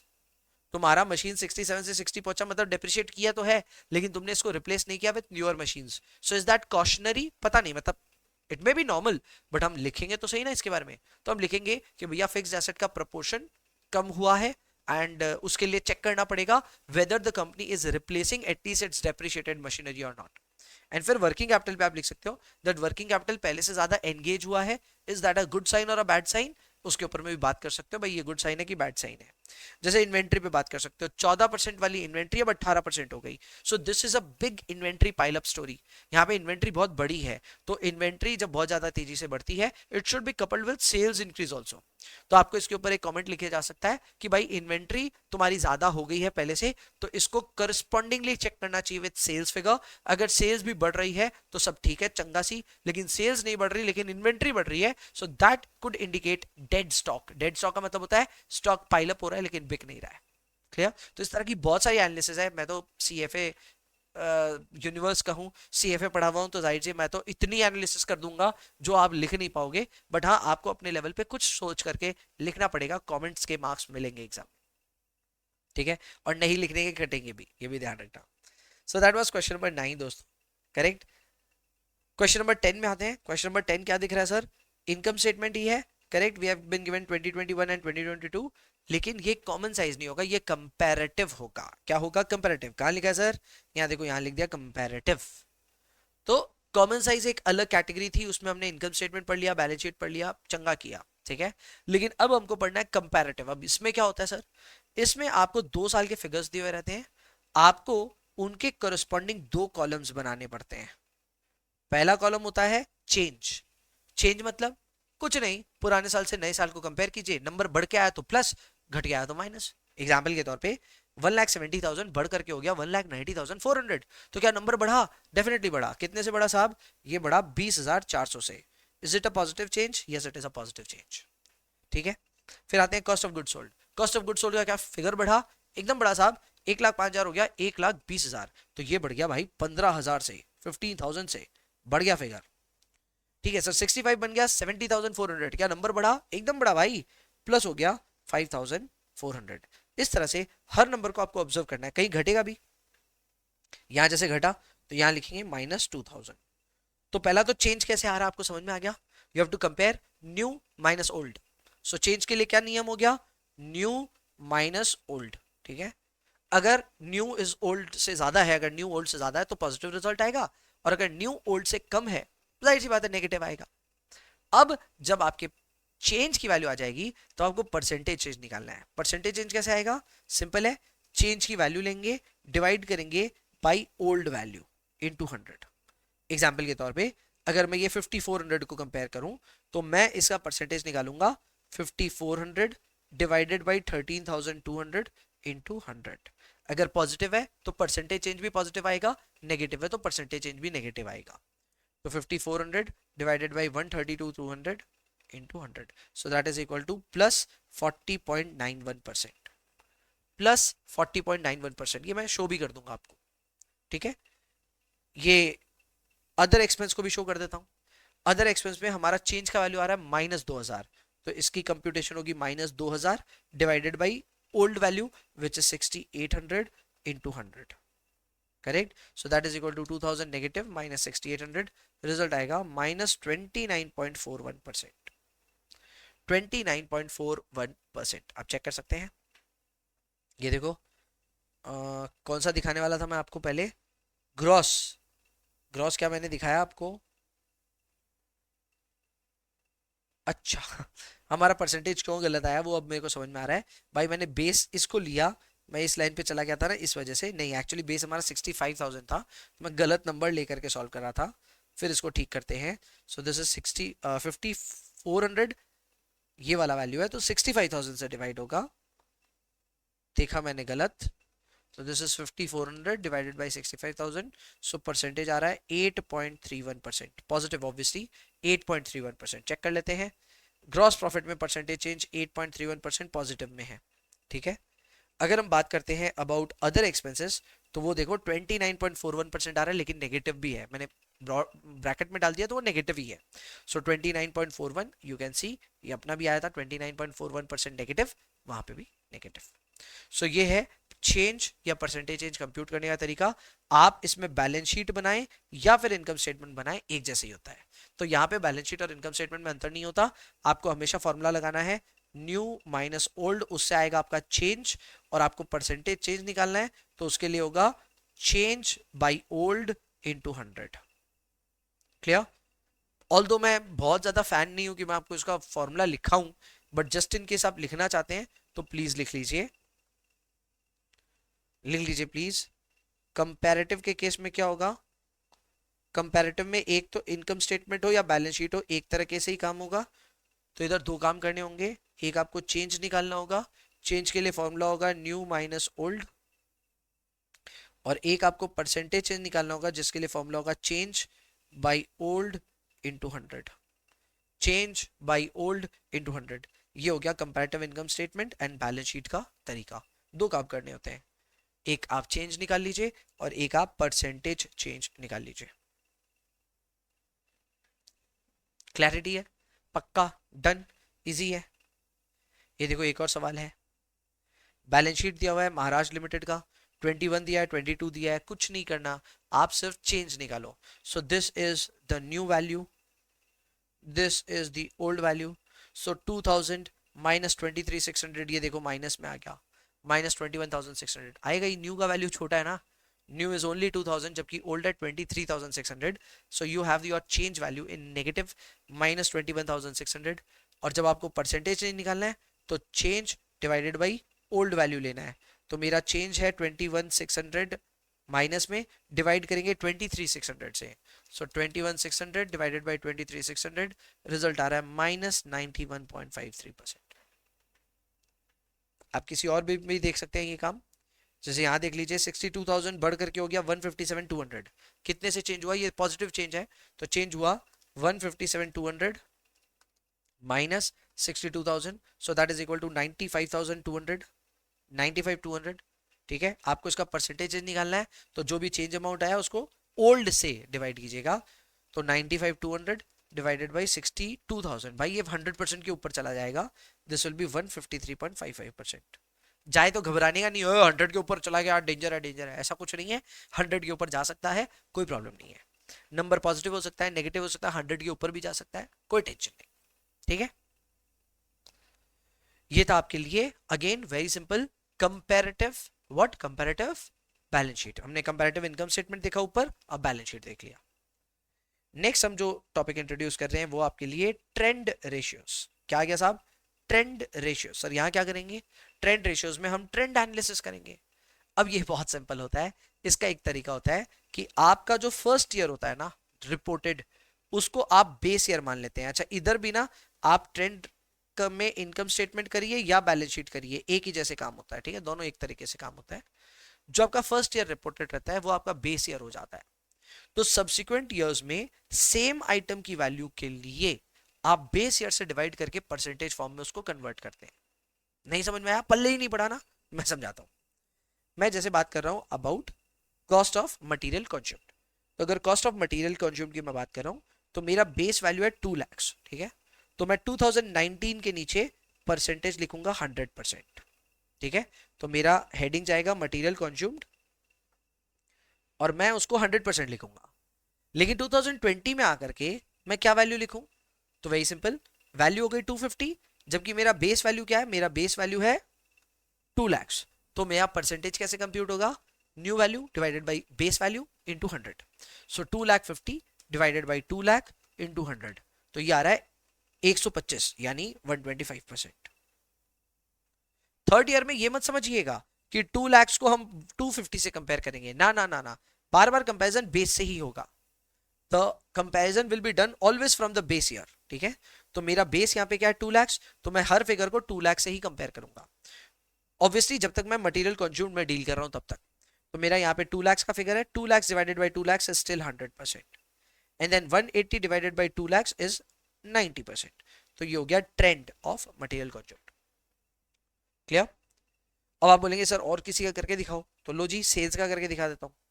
सेल्स का वैल्यू है 8 लाख। ठीक है, अगर 8 लाख को मैं यहाँ पे थोड़ा सा, नहीं मैं गंदगी नहीं करना चाह रहा, अगर मैं 8 लाख को परसेंटेज फॉर्म में लिखूं, चलो मैं रेड इंक में लिखूंगा, आपको नजर आ जाएगा। तो 8 lakh divided by 8 lakh is 100%, correct? Sales के लिए बोल रहा हूँ। बट देन वो फिगर हो जाता है 9 लाख, तो 9 लाख को कंपेयर करना होगा 8 लाख से। So 9 lakh divided by 8 lakh into 100, that is equal to 112.5%। My next figure is 750। फिर से रिमाइंड कर देना चाहता हूं, 750 के फिगर को कंपेयर 8 से ही करेंगे। आप एक एक शिफ्ट मत कर देना, आपका बेस फिक्स हो गया है, base is 8। So 750 divided by 8 कितना होता है? 750 डिवाइडेड बाई 8 होता है 93.75%। फिर 8 बाई 8 क्या होता है? 100%। सो यहां पे क्या होता है? जो आपका फर्स्ट ईयर होता है उसको हम बेस ईयर मान लेते हैं, और बाद बाकी सारे वैल्यूज को आइटम बाई आइटम हम कंपेयर करते हैं। ठीक है, अब ये कभी मत कर दीजिएगा कि बेस किसी का ले लीजिएगा और किसी और को उससे कंपेयर कर लीजिएगा, that can not be done. जिस आइटम को ले रहे हो उसी ईयर उसी का बेस वैल्यू लेना होगा और उसी को कंपेयर करना होगा। सो ये आप ठीक बोलोगे कि सर हमारा बेस ईयर पे तो सभी 100% दिखेगा। एग्जैक्टली ऐसा ही दिखेगा। आप देखो ये आपका बेस ईयर है, सब वैल्यूज 100 पे है ना, और बाद बाकी वैल्यूज आगे पीछे जो भी जा रही है जा रही है। बनाना आसान है काके, कमेंट करना मुश्किल है। अब इधर कमेंट करने जाओगे तो एक बार का थोड़ा सा टकराव होगा। जैसे मैं सेल्स पे कमेंट आपको दिखाता हूँ क्या होगा। सेल्स पे मुझे कोई बोलेगा 4 साल की पिक्चर बताओ, तो मैं ये बोलूंगा कि सेल्स तुम्हारी ठीक ठाक बढ़ी थी, लेकिन बढ़ करके फिर गिरी, फिर वापस थोड़ी सी बढ़ाई। तो सेल्स कोई डायरेक्शन फॉलो नहीं कर रही है, ग्रोथ नजर नहीं आ रही है। जो सेल्स थी वो सेल्स ऊपर नीचे जा रही है, फ्लक्चुएट कर रही है, बट लेवल्स लगभग वही हैं। So there is no up trend, there is no down trend, correct? And वो चीज को बस मुझे नोट करवाना है कि भाई मेरे को तो सेल्स पे कोई भी इंपैक्ट नहीं दिखा। क्लियर? अब अगर इसी को आप कंपेयर करेंगे फिर किसी और नंबर से, तो जैसे मान लीजिए हम बात करते हैं अबाउट, सारे नंबर्स में यही हो रहा है। अगर आप देखेंगे लेबर कॉस्ट, लेबर कॉस्ट में भी यही बोलेंगे कि 2021 में अचानक से शूट अप कर गया था। बट वापस 2022 में नॉर्मलाइज नहीं होकर के एबनॉर्मली लो हो गया, ये बोल देंगे। तो हम बोल दें भैया 2021 में बहुत ज्यादा तेज हो गया था, फिर वापस 22 में बहुत शार्पली गिरा। तो ये कमेंट्स आपको बार बार लिखने पड़ेंगे। हो जाएगा, आप हो जाएगा, आप कर लोगे, उसमें दिक्कत नहीं होगी। ठीक है, क्लियर। सो यस, यहां तक हम लोगों ने जो हमारा मिसलेनियस लेक्चर है, उस मिसलेनियस लेक्चर में क्या क्या कवर कर लिया। हमने कवर कर लिया कंपैरेटिव, कॉमन साइज, ट्रेंड, इसके अलावा थोड़ा बहुत स्टैटिस्टिक्स कवर किया हमने। क्या कवर किया? स्टैटिस्टिक्स। ठीक है, तो ये हम लोग इस मिसलेनियस को पार्ट 1 बना रहे हैं। क्या बना रहे हैं? पार्ट 1। इसका पार्ट 2 भी होगा, जिस पार्ट 2 में हम कवर करेंगे मिसलेनियस के और थोड़े से और टॉपिक्स। ज्यादा कुछ नहीं बाकी है, थोड़ी देर की क्लास है, 20 मिनट 25 मिनट की, जिसमें हम पार्ट 2 में बाकी चीजों को कवर करेंगे। हाँ, बाय द वे, हो सकता है कि पार्ट 1 और पार्ट 2 को मैं लास्ट में ज्वाइन करके एक ही पार्ट बना दूं, वो भी पॉसिबल है। तो अगर आपको इसके आगे वीडियो और दिख रहा है तो हो सकता है हम दोनों पार्ट्स को ज्वाइन कर चुके हैं, बट अदरवाइज 2 पार्ट आपको देखने को मिल सकता है। So this was your part number 1। we have successfully completed a good part of miscellaneous lecture. बाद बाकी सेकंड पार्ट में थोड़ा बहुत हिस्सा और करेंगे। I'll see you in the next one. Hello जी, welcome back to the miscellaneous lecture. ये है पार्ट 2। हमने पार्ट 1 कंप्लीट किया था, जिसमें हम लोगों ने क्वेश्चन कंप्लीट किए थे अप टू क्वेश्चन नंबर 12। एक छोटा सा ही सेकंड पार्ट बनेगा, लेकिन इस पार्ट में हम लोगों को कवर करना है कुछ और क्वेश्चंस को। आइए शुरुआत करते हैं with question number 13। Now question number 13 जो है, ये है ऑल्टमैन जेड स्कोर से रिलेटेड। ये एक डेफिनेटली मिसलेनियस कैटेगरी है, अपने एफएमडी की मैट में कवर्ड है, एंड एग्जाम में एक आधा बार पूछा हुआ भी है। तो अगर आप इसको अच्छे से तैयार नहीं करके जाते हैं, ये आपको परेशान कर सकता है। तो इसको याद करना पड़ेगा। याद कैसे करना है, आइए ट्राई करते हैं। सबसे पहले यहाँ पे टोटल ना 5 फैक्टर्स हैं, और उन पांचों फैक्टर्स के 5 कोएफिशिएंट्स हैं, जो मिल करके ये डिसाइड करते हैं कि आपकी z की वैल्यू क्या आएगी। ये z क्या है? ये z एक ऐसा स्कोर है जो कि अल्टीमेटली आपको ये बताएगा कि आपके बिजनेस की पोजीशन अच्छी है या नहीं है, आप सॉल्वेंट है या नहीं है, कोई बैंकरप्सी की कोई रिस्क विस्क तो नहीं है ना। तो वो एनालाइज करने के लिए ये एक बढ़िया तरीका है जो आपको हेल्प करता है। बट प्रॉब्लम इसमें यह है कि वो आपको 5 कोएफिशिएंट और उन पांचों आपके फैक्टर्स को आपको याद रखना पड़ेगा। वो 5 फैक्टर्स के नाम क्या है? x1, x2, x3, x4, x5। पहला काम तो आपका यह है कि x1 के आगे कोएफिशिएंट क्या लगेगा, याद कीजिए। x2 के आगे क्या लगेगा, याद कीजिए। 3 का भी याद कीजिए, 4 का भी कीजिए, सबका कीजिए, 5 का भी कीजिए। तो आप यहाँ पे याद कीजिए, पहला वाला 1.2 है, दूसरा 1.4 है, फिर 3.3 है, फिर 0.6 है, फिर 1.0 है। तो अब ये कैसे याद होगा भगवान जाने, बट याद करना पड़ेगा। 1.2, 1.4, 3.3, 0.6 एंड 1.0। ठीक है, सो ये अपना है, ये याद हो जाएगा, इजी है। इसको भी याद करने का अगर ट्रिक बताऊं तो पहला वाला 1.2 है, दूसरा वाला 1.4 है, लास्ट वाले दो मिलकर के 1.6 है। तो एक है 0.6, एक है 1.0, और बीच में हो गया 3.3। याद कर लेंगे आप ऐसे। सो 1.2, 1.4, लास्ट वाले दो मिलकर के 1.6, तो एक प्रोग्रेशन में हो गया, एंड बीच वाला 3.3 है। अब इसका x1, x2, x3, x4, x5 सब याद करना पड़ेगा। तो x1 क्या होता है? x1 होता है working capital by total assets. x2 क्या होता है? Retained earning by total assets. x3 होता है ईबिट बाय टोटल एसेट्स। तो देखा जाए तो पहले तीनों में टोटल एसेट्स कॉमन है इन द डिनोमिनेटर, और न्यूमरेटर में अलग अलग आइटम है। पहले आइटम में क्या है? वर्किंग कैपिटल, दूसरे में रिटेन अर्निंग, और तीसरे में ईबिट। पहले दोनों आइटम बैलेंस शीट के आइटम्स है, तीसरा वाला आइटम पीएल का है। कैसे ना कैसे तो याद करना पड़ेगा, ऑप्शन नहीं है। So working capital by total assets, retain earning by total assets, and then EBIT by total assets. फिर उसके बाद आपका जो चौथा नंबर फैक्टर है वो है market value of equity shares to book value of total debt. So एक तरह से ये डेट इक्विटी रेशियो ही है, बट इसके न्यूमरेटर में इक्विटी है, डिनोमिनेटर में डेट है। सो ये डेट बाय इक्विटी नहीं होकर के ये इक्विटी बाय डेट है, ऐसा समझिए। इक्विटी लेते वक्त भी आपको मार्केट वैल्यू ऑफ इक्विटी लेनी पड़ेगी, इस बात का भी विशेष ख्याल रखना पड़ेगा। एंड लास्ट वाला है सेल्स टू टोटल एसेट। वापस आप टोटल एसेट्स पे आ गए, और टोटल एसेट में इस बार वापस पीएल का एक आइटम है विच इज सेल्स। तो देखा जाए तो यार याद तो हो गया। सर कैसे याद हो गया? सर आपको ही हुआ, हमको तो नहीं हुआ। चलो मैं याद कराता हूं, बिना देखे लिखने की चेष्टा करेंगे तो शायद याद हो जाए। पहला वाला 1.2, दूसरा वाला 1.4, तीसरा वाला 3.3, फिर 0.6, फिर 1.0। सर x1 क्या होगा? x1 होगा working capital by total assets. Sir दूसरा वाला क्या होगा? Retained earnings by total assets. Sir तीसरा वाला क्या होगा? तीसरा वाला होगा अपना EBIT by total assets. So चौथा क्या होगा? चौथा होगा अपना market value of equity by book value of debt. And sir last वाला क्या होगा? लास्ट वाला होगा अपना sales by total assets. Sales by total assets. तो अब ऑब्वियसली ये याद मुझे भी पल भर ही रहेगा, ठीक है, बट अगर आप एग्जाम से पहले इसको एक बार थोड़ा सा मंच के चले जाएं, एग्जाम में आ जाए तो बल्ले बल्ले हो जाएगा। तो मुझे भी पता है ये मुझे भी याद नहीं रहने वाला लंबे समय तक, आपको भी लंबे समय तक याद नहीं रहेगा, बट शायद इतना काम अपना हो जाएगा कि अपना एग्जामिनेशन में इसका जो जरूरत है वो पूरा हो जाएगा। तो इसको आपको याद रखना है।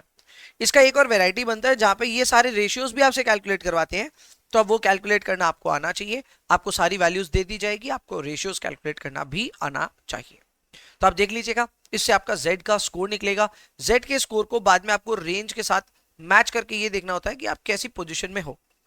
अगर आपका Z का स्कोर 2.6 से ज्यादा आ रहा है, then that is an indicative that आप सेफ जोन में हो, यानी आप डिस्ट्रेस में नहीं हो, बैंकरप्सी का रिस्क नहीं है।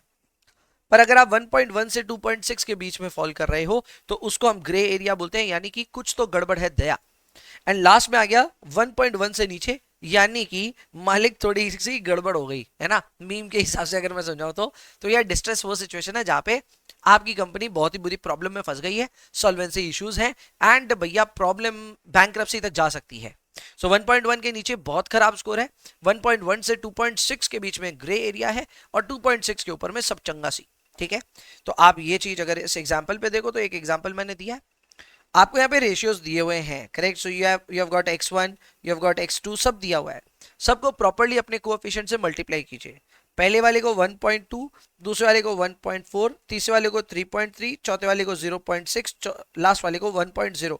इससे कृपया करके मल्टीप्लाई कीजिए, मल्टीप्लाई करके सबको जोड़ दीजिए, जोड़ने के बाद देख लीजिए क्या रिजल्ट आता है। तो हमने ये काम किया यहाँ पे करके, टोटल अगर आप चेक करेंगे तो टोटल आ रहा हमारा 4.115। Clearly this is more than 2.6, तो आप सेफ जोन में है।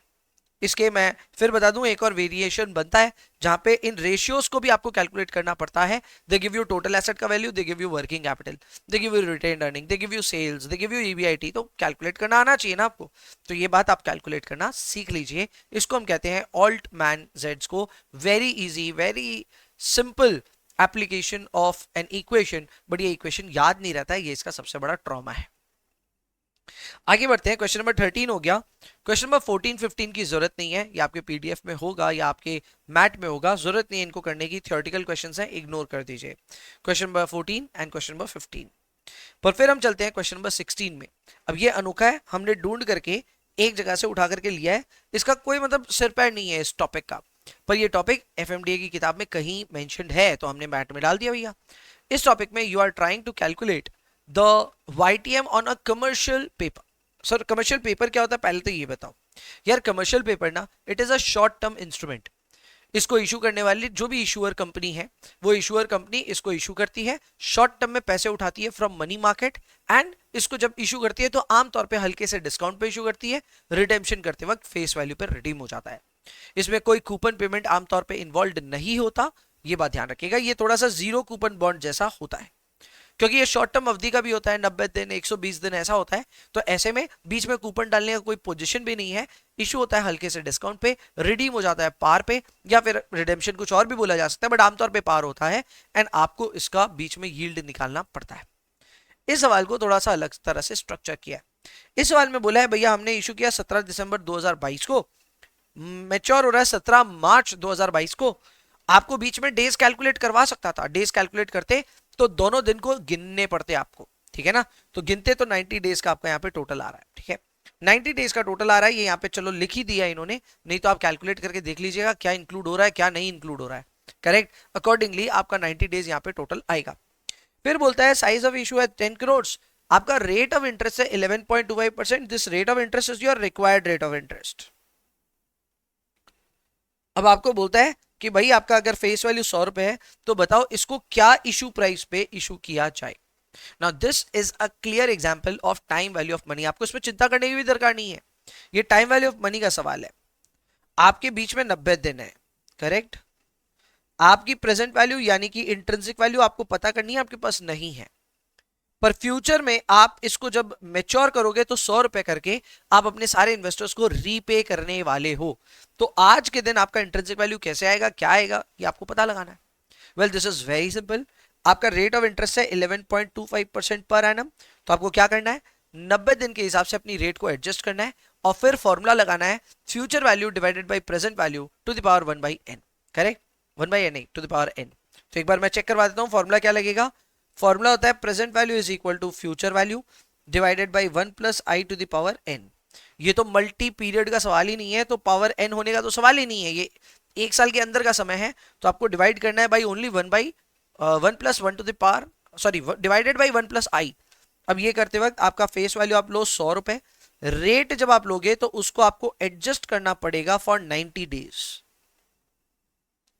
आपको उसको एडजस्ट करना पड़ेगा फॉर 90 डेज। कैसे हुआ ये एडजस्टमेंट, भाई आपकी रेट आपने ले ली, आपको 90 दिन कैलकुलेट करना है, साल में होते हैं 365 दिन।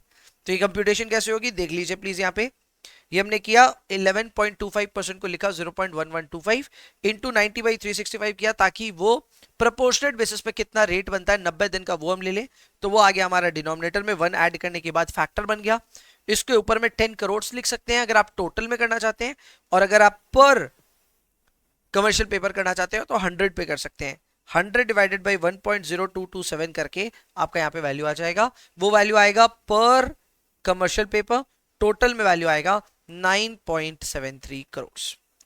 सो देखा जाए तो बहुत सिंपल सा सवाल है, कुछ भी इसमें खास नहीं है। They are asking you to calculate intrinsic value या फिर प्रेजेंट वैल्यू। इसके लिए फ्यूचर वैल्यू आपके पास है, रेट ऑफ इंटरेस्ट है, 90 दिन के हिसाब से इसको कंप्यूट करना है। बहुत आसान एप्लीकेशन है, nothing Hansi, I would say fancy है। हैंसी क्या होता है, फैंसी कुछ नहीं है, ठीक है, सिंपल सी चीज है। यहाँ पे एक चीज का और ख्याल रखिएगा, ये लोग आपसे YTM भी कैलकुलेट करवा सकते हैं। YTM कंप्यूटेशन करते वक्त आपको फॉर्मूला ऐसा लिखना पड़ेगा, your redemption value minus issue proceeds divided by issue proceeds into 365/n into 100। अगर आप फॉर्मूलों के दीवाने हैं तो आप इस फॉर्मूले को लिख सकते हैं, हालांकि लॉजिक वाला बच्चा पहले से ही समझ जाएगा कि हो क्या रहा है यहाँ पे, बट फिर भी अगर आपको फॉर्मूला लिखने का मन है तो प्लीज कैलकुलेट कर लीजिए। If you are required to calculate YTM on commercial paper, so this is how you will do it। YTM on commercial paper formula लिख लीजिए, redemption value minus issue proceeds divided by issue proceeds into 365/n into 100। This is how you will be able to calculate YTM। और intrinsic value कैसे calculate हुआ वो तो मैंने time value of money से समझा ही दिया। डन। अब आते हैं अपने आखिरी दो सवालों में। क्वेश्चन नंबर 17 और 18 दोनों जिस कैटेगरी से रिलेटेड है उसको हम कहते हैं मिलर और मॉडल। ठीक है सर, MM मॉडल बोल दे क्या? MM तो नहीं बोल सकते क्योंकि और मॉडल है ये। तो इस मॉडल में होता क्या है, इस मॉडल में आप यूज करते हैं stochastic model for cash management. इसमें होता क्या है, सिंपल सा एक गणित बैठाते हैं हम कि हम अपने कैश के लिए एक अपर लिमिट सेट करते हैं, एक लोअर लिमिट सेट करते हैं और एक रिटर्न लिमिट सेट करते हैं, और ये मानते हैं कि हमारा जो कैश का बैलेंस है वो ऊपर नीचे जाता रहता है। करेक्ट। तो नियम क्या कहता है, नियम ये कहता है कि तुम्हारा कैश ना अपर लिमिट को क्रॉस करना चाहिए और ना लोअर लिमिट को क्रॉस करना चाहिए। अगर ऐसा हो जाए, वो अपर लिमिट को टच कर जाए, तो आपको इमीडिएटली अपने कैश को कम कर लेना चाहिए, बैंक में जमा करके या जैसे भी करके कैश होल्डिंग कम कर लो and bring it to the return point. So actual में आपका जो डायग्राम बने वो कैसा बने, मैं आपको दिखा देता हूं। डायग्राम बनेगा कुछ ऐसा कि अगर मान लो आपका कैश का लेवल ये है अपर पॉइंट, ठीक है, और ये है लोअर पॉइंट और ये है रिटर्न पॉइंट। तो अगर आपका कैश बढ़ते बढ़ते बढ़ते मान लो यहां टच कर गया, तो इमीडिएटली उसको स्ट्राइक डाउन करना पड़ेगा और आपको उसको रिटर्न पॉइंट पे लेकर के आना होगा। फिर वो वहां से वापस अपने हिसाब से चेंज होगा। अगर वो लोअर लेग पे टच कर जाता है तो आपको इमीडिएटली कैश इंट्रोड्यूस करना पड़ेगा और उसको रिटर्न पॉइंट पे लेकर के आना होगा। सो स्टोकेस्टिक का काम क्या होता है, वो एक चैनल बना देता है, उस चैनल के अंदर अंदर कैश फ्लक्चुएट कर सकता है, बट अगर चैनल के बाउंड्रीज पे कहीं पे भी टच किया तो आपको इमीडिएटली अपने कैश बैलेंस को उतना बढ़ाना या घटाना पड़ेगा ताकि आप रिटर्न पॉइंट पे वापस आ जाए। अब इसी चीज को मैथमेटिकली हमको कैलकुलेट करना है कि वो अपर लिमिट कहाँ होती है, वो लोअर लिमिट कहाँ होती है, वो रिटर्न पॉइंट कहाँ होता है, हमको वो सब कैलकुलेट करना है। तो ये कैलकुलेट कैसे होगा? वेल सिंपल है दोस्त, आपको यहाँ पे सबसे पहले कैलकुलेट करना पड़ेगा z का value. Now what is z? z is the optimum point of cash balance, यानी कि ऑप्टिमम कैश बैलेंस कितना होना चाहिए आपके पास, ये होता है z से डिटरमाइन। जिस तरह हम EOQ में डिटरमाइन करते हैं the optimum order quantity for raw material, उस तरह ऑप्टिमम कैश बैलेंस का ये एक फॉर्मूला होता है। अब इस फॉर्मूले में सबसे बड़ी समस्या है, ऑपरेशनली इसको कैलकुलेटर पे करने से एरर आ जाता है। सर ऐसा कैसा एरर आ जाएगा, मैं करके देखूंगा मेरा नहीं आएगा? ऐसा नहीं होगा, तुम देख लेना आ जाएगा। प्रॉब्लम क्या है, फॉर्मूला इसका 3/4 into C into variance divided by K into 1/3। अब यहाँ पे जो सी है वो आपका ट्रांजैक्शन कॉस्ट, जो सिग्मा स्क्वायर है वो SD स्क्वायर है, यानी कि वो वेरियंस है, variance of daily cash flow. अगर आप लिखना चाहते हैं तो लिख सकते हैं, वीडियो पॉज करके भी लिख सकते हैं, आपकी इच्छा। यहां पे जो आपका सिग्मा स्क्वायर आता है उसको हम कहते हैं SD square, and that is the variance of daily cash flow, that is the variance of the daily cash flow. And के होता है इंटरेस्ट, ये भी आपको पर डे पे लेना पड़ता है। तो अगर आपको रेट दिया हुआ है मान लो 12% पर एनम, तो पर एनम से नहीं चलेगा, आपको 0.12 को डिवाइड करना पड़ेगा बाई 365 ताकि आप उसको पर डे पे लेके आ पाए। तो आपके सारे ट्रांजैक्शंस जो है वो पर डे पे आ जाएंगे, खास करके आपका वेरियंस और आपका के का वैल्यू। तो आपके पास 3 है, 4 है, सी आ चुका होगा, वेरियंस आ चुका होगा, क्या आगा? इन सबको मल्टीप्लाई करके पावर में 1/3 करना होगा। आइए एक सवाल पे इसको देखते हैं, खुला थोड़ा समझ में आएगा। तो सवाल में आप देखेंगे तो सबसे पहले आपको ये बोला है कि एक मिनिमम कैश बैलेंस आप 5 लाख का मेंटेन करना चाहते हैं ना। What is this 5 lakh figure? This is the lower limit, ये आपका लोअर लिमिट है। याद है मैंने आपको बताया था, एक होता है अपर लिमिट, एक होता है रिटर्न पॉइंट, और एक होता है आपका लोअर लिमिट। तो ये लोअर लिमिट आपको चला करके पहले से दे दिया, इसको हम L कहते हैं। क्या कहते हैं? L। So L is equal to 5 lakh. फिर आगे अपने को बोला the standard deviation of companies daily cash flow is 2 lakh, this is your standard deviation, so your SD is equal to 2 lakh. But भाई आपको तो वेरिएंस कैलकुलेट करना है, तो दैट इज टेक्निकली 2 लाख का भी स्क्वायर हो जाएगा अब कैलकुलेटर पे। अब सर डर लग रहा है हमको, लगना भी चाहिए, स्क्वायर करना मुश्किल है एक्चुअल में, हम इसके बारे में बात करेंगे। फिर आपका रेट ऑफ इंटरेस्ट दिया हुआ है 14%, पर मेरी बात मानो ये तो एनुअल है ना, आपको इसको पर डे में कन्वर्ट करना पड़ेगा। So your rate of interest would be 0.14 divided by 365, कितना होता है? ये इतना ही होता है जो हमने यहां कैलकुलेट किया है, 0.00038356 ऐसा करके एक फैक्टर बनेगा। इसके अलावा ट्रांजैक्शन कॉस्ट आपको दिया है, यानी सी की वैल्यू दिया हुआ 150 करके। अब आपको यहाँ पे अपर कंट्रोल लिमिट बनानी है, लोअर तो है आपके पास, रिटर्न पॉइंट आपको बनाना है, तो आपको अपर और रिटर्न पॉइंट बनाना है, लोअर आपके पास पहले से है। तो ये काम करने के लिए लोअर तो होगा अधिकतर सवाल में लोअर दिया हुआ रहेगा, बट आपको पहले z कैलकुलेट करना होगा। z कैलकुलेट करने के लिए ये रहा फॉर्मूला। तो इस फॉर्मूले के लिए 3/4 अपनी जगह ठीक है, c की वैल्यू है 150 लिखना होगा, 2 लाख का स्क्वायर लिखना होगा वेरिएंस के फॉर्म में, k की वैल्यू लिखनी होगी ये वाली, ठीक है। फिर पावर करेंगे 1/3। तो ये देखो मैंने यहां सजा के लिख तो दिया, मैंने यहां सजा के लिख दिया, पर अब ये ऑपरेशनली करोगे कैसे? तो इसको आपको दो हिस्सों में तोड़ना पड़ेगा। आपका यहां पे जो भी वैल्यू आता है सिर्फ न्यूमरेटर को सॉल्व करने का, यानी इस वैल्यू को सॉल्व करने का, इसको आप एक बार सॉल्व कीजिए, 2 लाख का स्क्वायर कीजिए, फिर उसको मल्टीप्लाई कीजिए 150 से, एरर आ गया। देख रहे हो आप, सिर्फ इसको सॉल्व करने से ही एरर आ जा रहा है। आपका वैल्यू 6 आया होगा कैलकुलेटर में, देख लो आप, आया ना 6 आया, हाँ सर 6 आ रहा है, इसका मतलब क्या है? क्या एक्चुअल में वैल्यू 6 है? नो 6 नहीं है, एरर आ गया कैलकुलेटर में। तो आपको करना है 2 लाख, उसको स्क्वायर करना है, अब जो भी वैल्यू आई उसको आप डिवाइड कीजिए बाई 10 लाख, 10 लाख के फिगर से। सो आप डिवाइड कीजिए 10 लाख से, रिजल्ट आ रहा है 40,000। तो हमने यहां क्या किया, 10 लाख को अलग से पावर में 1/3 कर दिया है, ठीक है। तो अब आपका एक फैक्टर जो बच गया वो है 150 इंटू 40,000 डिवाइडेड बाई 0.000385, क्या आया था अपना नंबर? 38356, ठीक है। ये एक नंबर आया अपना, क्योंकि हमने 10 लाख के फिगर को अलग से ले लिया। इन दोनों के बीच में क्या आ रहा है सर? मल्टीप्लाई आ रहा है, क्लियर। तो अगर आप सबको साथ में सॉल्व करने जाते तो होता ही नहीं।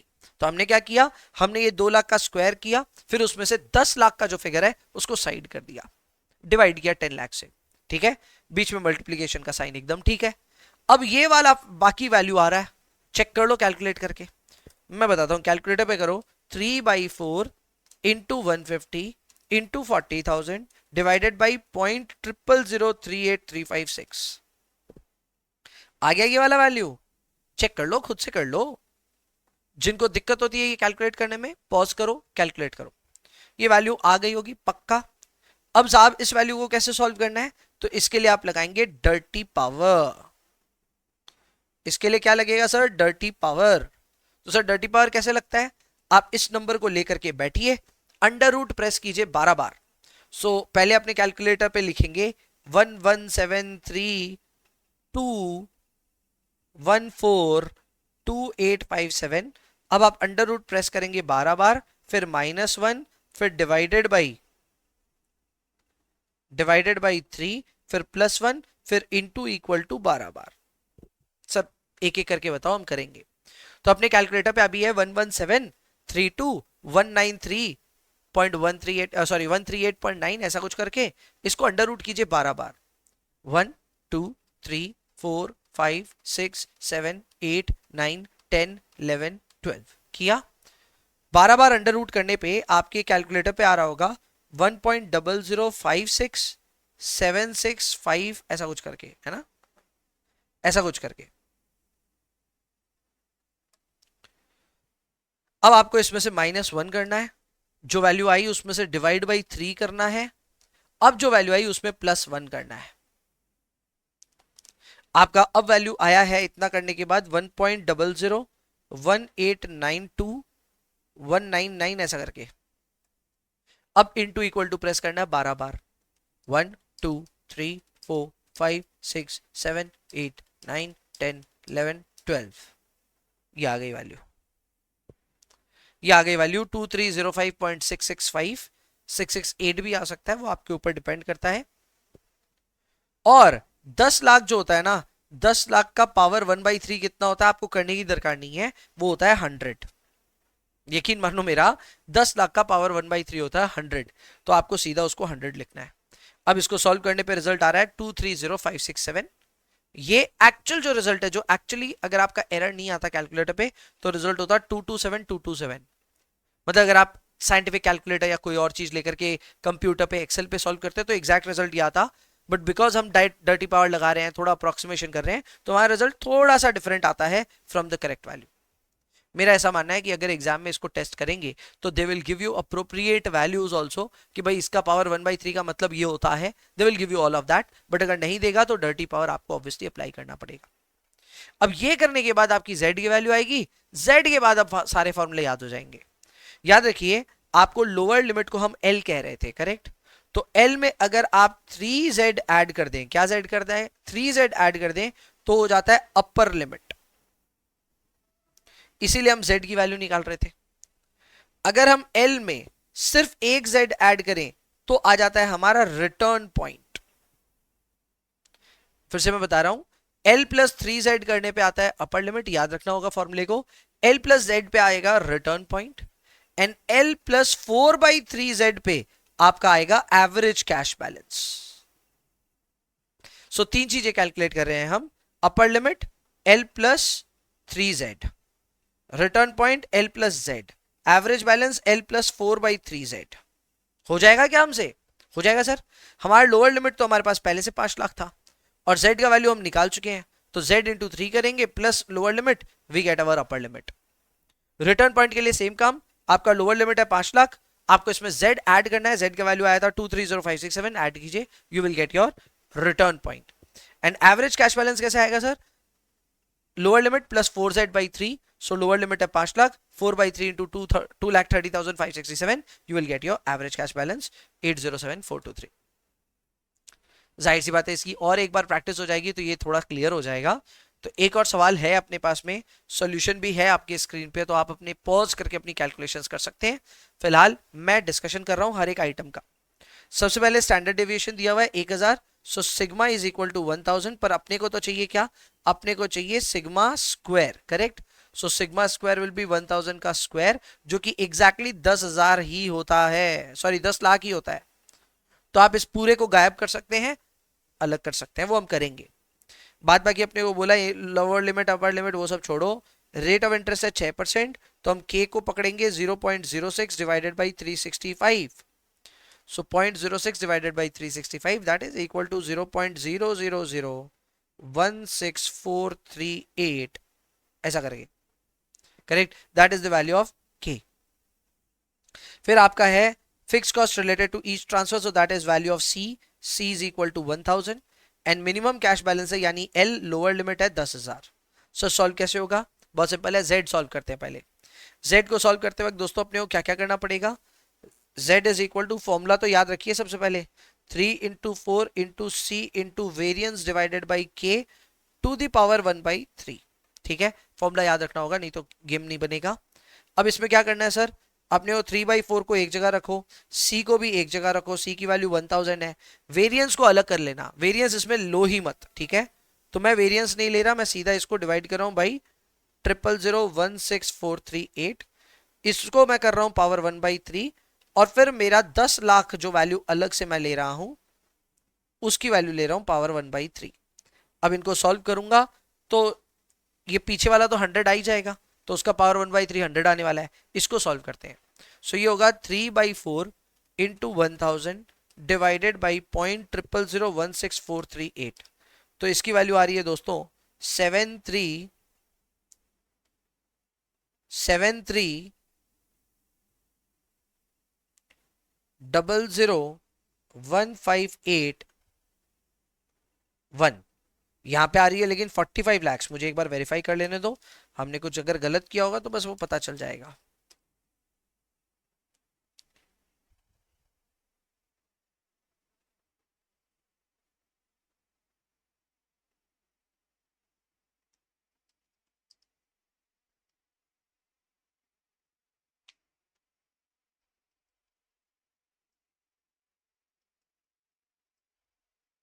यही वैल्यू आ रही है, तो हमने यहां कोई कैलकुलेशन गलत करी है, चेक करते हैं वापस।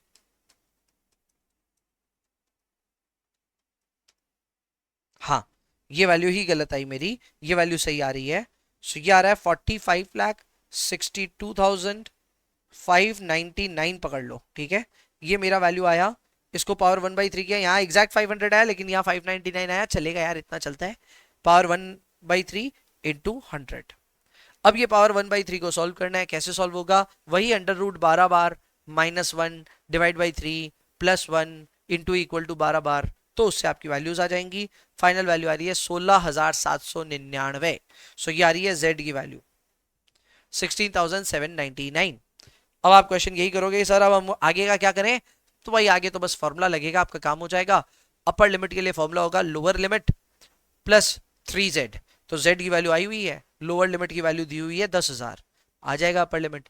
आपको चाहिएगा सर हमको रिटर्न पॉइंट बताओ, तो return point will be l plus z, only z, no 3z, only z। And फिर आपको एवरेज चाहिएगा, एवरेज के लिए होगा 4/3z। चेक कर लीजिए, सारी कैलकुलेशंस मैंने करके दिखाई है। ये रहा अपर लिमिट, 3z ऐड कर दिया, रिजल्ट आ गया 60,397। ये रहा मेरा return point lower limit plus z, तो ये आ गया 26,799। एंड ये हो गया lower limit plus 4/3z, average cash balance आ गया 32,399। So this is how you solve questions of Miller or model, which is the stochastic model from cash management. Miscellaneous category में हमने डाल रखा था, आज के दिन के लिए कवर हो गया। This is how you solve this question. So with that being said, अपना miscellaneous lecture यहाँ पे होता है complete. I hope you had made a great use of this particular lecture. इधर उधर से जो छुटपुटिया सवाल होते हैं ना, जो मैट में इधर उधर होते हैं और बहुत कम टेस्ट होते हैं, ये पूरी कैटेगरी में ज्यादा तो आपको पता ही है, कंपेरेबल, कॉमन साइज, ट्रेंड, वो सभी यूज होगा, ज्यादातर वही पूछा जाएगा, 90% टाइम वही पूछा जाएगा। पर for the remainder 10% of time I have covered the other areas as well, जो कि हो सकता है आपको मुसीबत में बचाए। कमर्शियल पेपर कहीं डिस्कस नहीं हुआ रहता है, आमतौर पे मिस टॉपिक रहता है, तो कमर्शियल पेपर को भी इंक्लूड किया है। So this miscellaneous includes everything. I hope this will be extremely helpful for your preparation. I will see you in the next one. Bye bye.